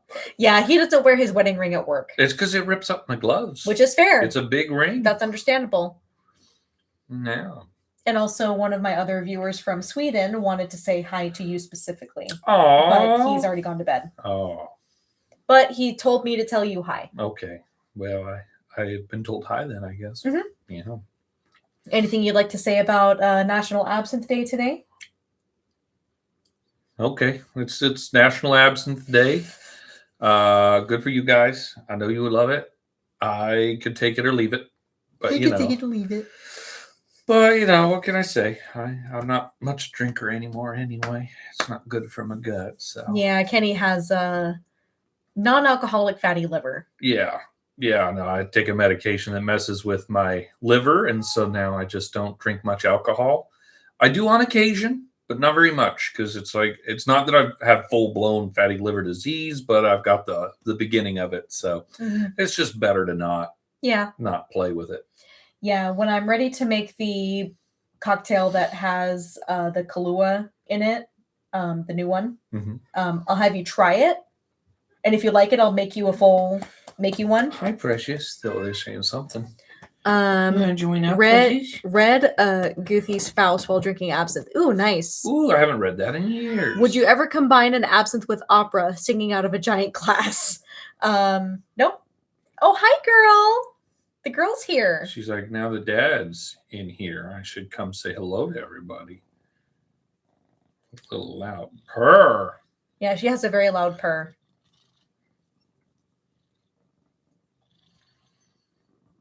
You know, Precious, of course, is an absinthe aficionado. Just told I have EOE. Never heard of it before. Heard of it until this week. I'm not familiar with EOE. Yeah, I don't know what that is. Yeah. Oh, yeah. But I have combined absinthe with opera in that I wrote a song about absinthe using my operatically trained voice. Show us the kitty. I got the kitty right here. Oh, yeah. She's so sweet. Show us the kitten. She is a kitten, isn't she? She's 14 years old, but she's still a kitten. Baby. Oh, yes. Very kittenish 14-year-old, to be honest. Yeah. Oh, she has a tuxie too. Tuxies are great. I very briefly saw Tim's cat roaming around outside when I went to go visit him. Yeah. For dropping off his birthday gift. I'm rubbing your belly, Precious. Yeah, I'm rubbing your belly. And the best part about Precious is that she has these beautiful, like, absinthe colored eyes. She's like, what are you jabbing me in the face, Mom? So, like, so yeah, Precious has, like, what I would call, like, chartreuse colored eyes. Depending on the lighting, they'll look either yellow or they'll look green. But anytime you have anything shifting between, like, a yellow and, like a peridot green, I would say is absinthe colored. Tuxedo cats are really the best. Yeah, I mean, cats are just lovely all the same. But tuxedos. I mean, Precious has been a great tuxedo, yes. And Hannah's in the chat too. I also got $40 in super chats today. Nice. Sorry about the sneezes. Normally I'd cover my mouth, but Precious is in my arms, so you know. It's kind of hard to cover your mouth when baby girl's here. Oh. All tuxies are true kittens at heart. She's one of the best tempered cats I've ever owned. I mean, to you own a cat. Yeah. Absinthe familiar. Yeah, you know, she sometimes has come up during my absinthe reviews to kind of check out the scene and see what's happening. Yeah. Oh yeah, Precious. You know, Precious. She's part of the family. You know, I wouldn't necessarily say I own her, but I also wouldn't say she owns me. But yeah, she's like, oh my gosh, I'm so happy you're home, Dad. I'm so happy. Yeah, while I was getting ready for the stream, she kept coming in here and meowing at me. Yeah. Notice though, she instead of yowling in the living room because we were both in here for this, she was like, came I'm gonna come in. I think because she knew we were on the couch. Yeah, she's like, oh, they're on a couch. Instead of on the computer. Also, you notice how much better the picture quality is here? Yeah, dude. It looks quite nice. One of our coworkers today said I have grandpa energy, one of the newer ones. And I'm like, I've gotten dad. Vika? No. Vika's not newer. Not anymore. Okay. It was Laura.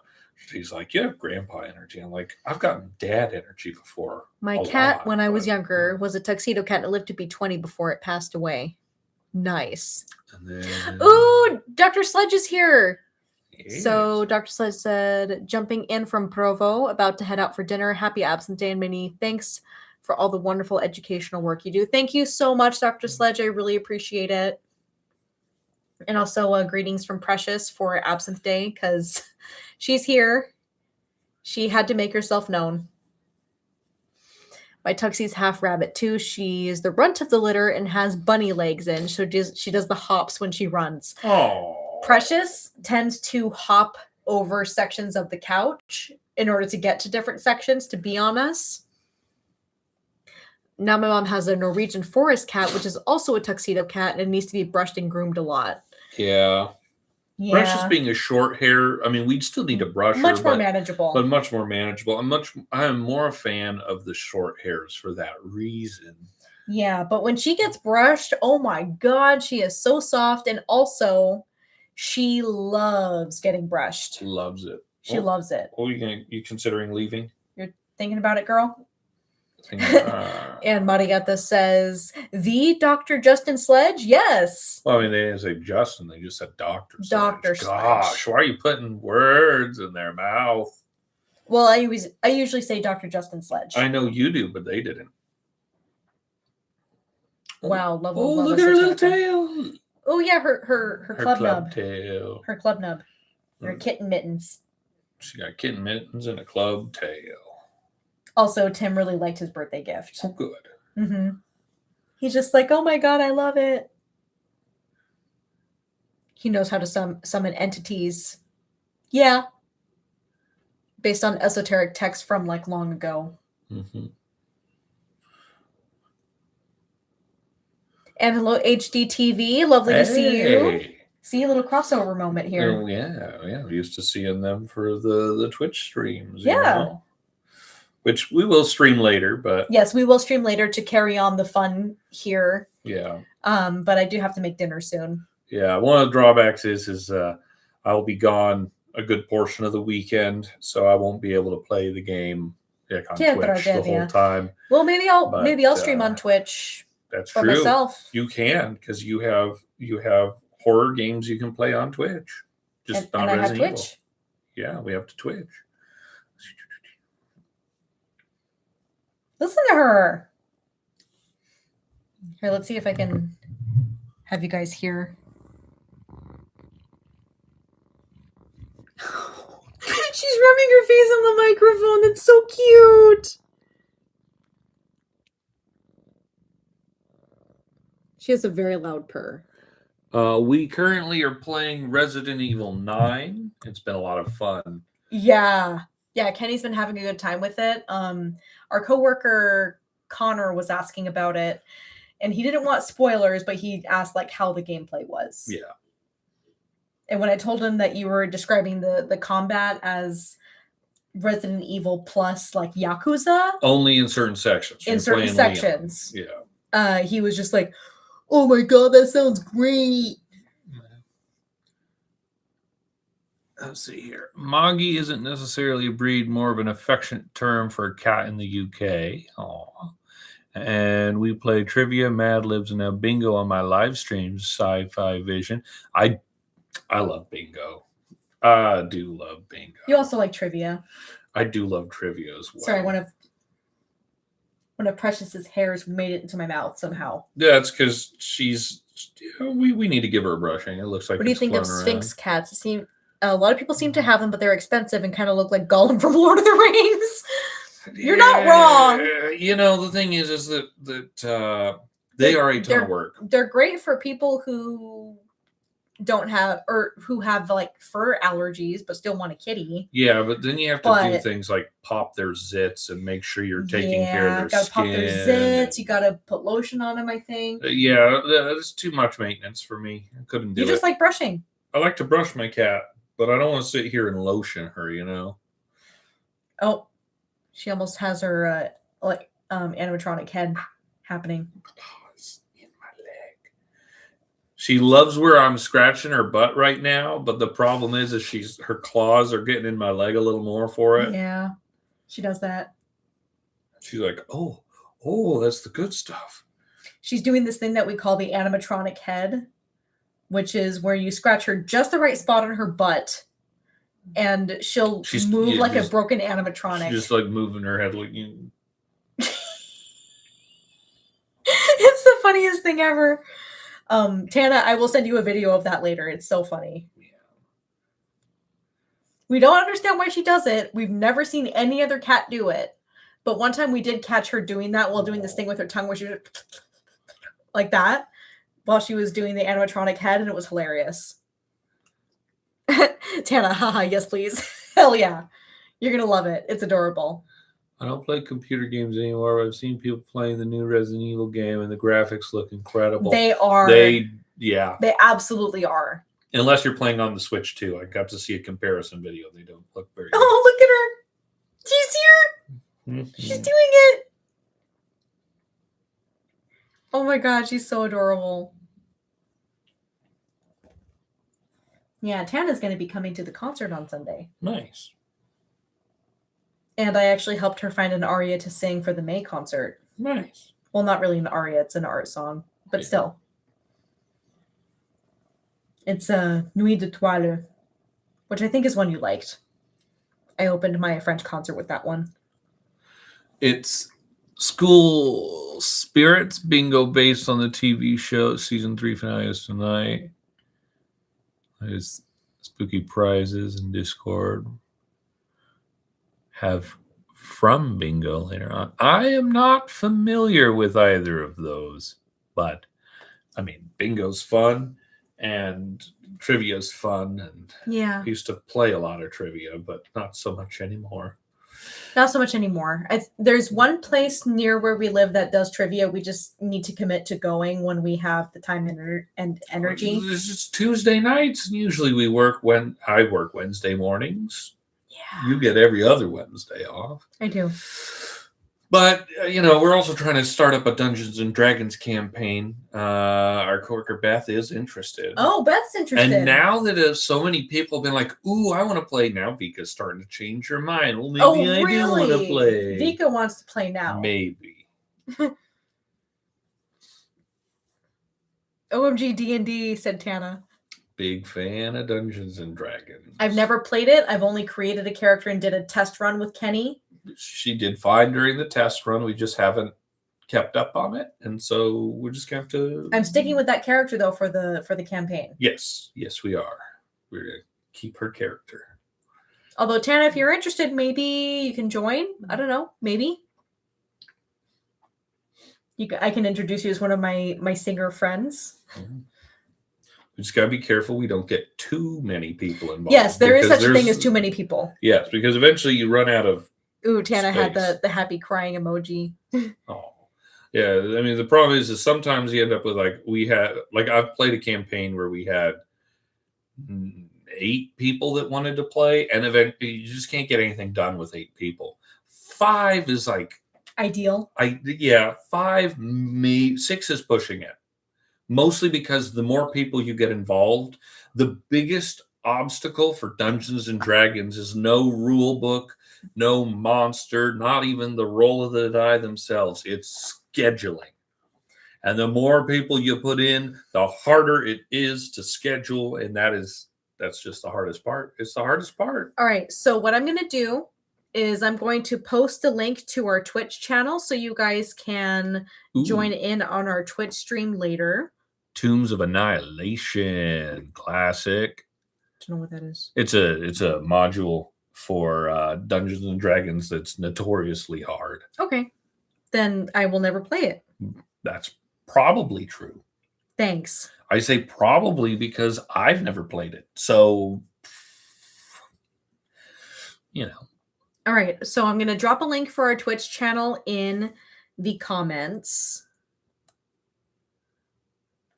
so that you guys can join us on Twitch later. So make sure that you hit the bell for notifications.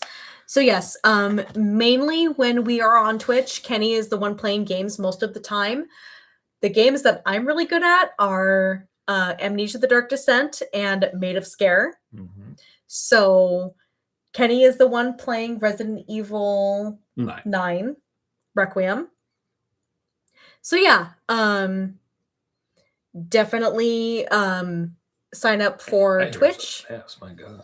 Well, yeah, you've been working all day. I guess that's fair. And you're not constantly checking your hair like Joe from Wings. That's fair too. So funny. Amnesia was a great game, but only really scary the first time. I mean, I still get a lot of enjoyment out of playing Amnesia. I'll tell you what, when you put it on a hard mode, it gets a little scarier. But I'm really good at playing it in hard mode. Yep, she's great at playing it overall. Oh, thank you, honey. You're saying that I'm good at playing the game. It's unbelievable. I mean, there's a couple good ones. Yeah. I still can't believe that one time when I was getting away from the spider. Yeah. So okay, I know we're gonna read what they say real quick. But I have an awesome tangent about a Okay, game she played. so last time I played Dungeons and Dragons, early 2000s, and I remember being halfling who got drunk on apple juice. Nice. Oh God. Fallout New Vegas are classic. All right, so we played together Champions of Norath and its sequel Champions Return to Arms fairly recently. And Adrian played a Dark Elf Shadow Knight. They have necromantic powers and like disease powers. There was a spot where we were fighting against spiders, and therefore there were some like spider people as well. I died. I'm like, you got to run to the save point, revive me, all that stuff. So she starts running, and one of the spider creatures hits her with a web and is like trying to pull her in, and she's running away while it's trying to pull her in.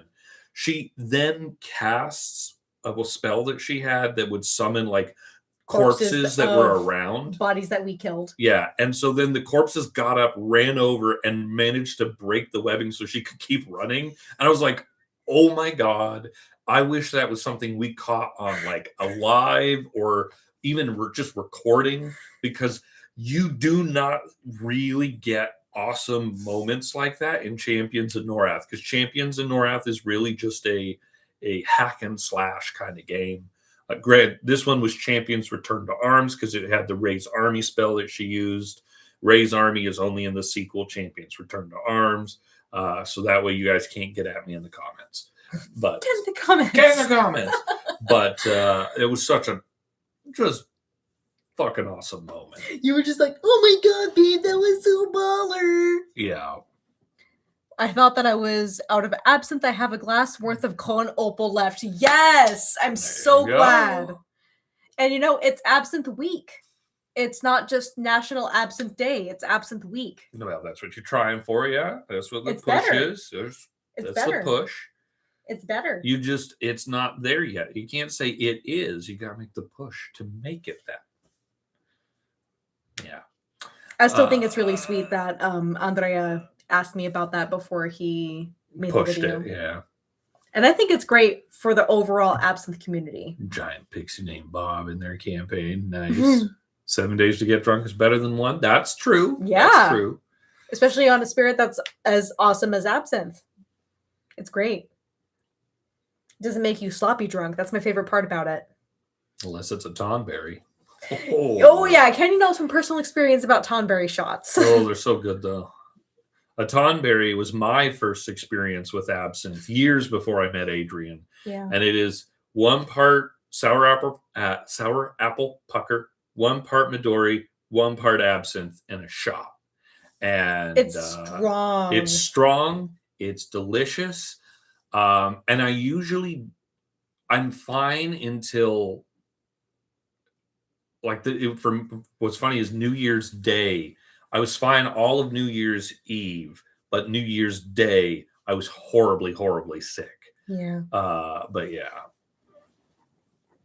So says a joke, but the dungeon master took it serious, said I had to roll for it. So that's sometimes what you have to do as a DM is like, all right, you're being too silly. I'm going to punish you for it. And then sometimes that just makes it even funner. So yeah. Even more fun. Because, funner's not a word. Sorry if I sound like a teeny bopper, but I love the way music sounds when I drink absinthe. You know what? Same. I am more likely to get frisson when I drink absinthe and I listen to a piece of music. It's a special part of your brain that activates when you hear music, and it's just like when the right kind of like chord progression or moment in music happens, I love the frisson. It's so good. All right. Well, let's go ahead and call it here so I can make dinner. And we will see you guys on Twitch later. Yeah. Make sure that you hit that Twitch link. If you guys need me to post it again, I will. Yeah. And Alessandra, thank you so much for being our moderator. We really, really appreciate it. Making sure that the comments don't get stupid and out of hand. It's great. Yeah. So yeah, catch us on Twitch later, and we will see you guys in a little bit. Bye.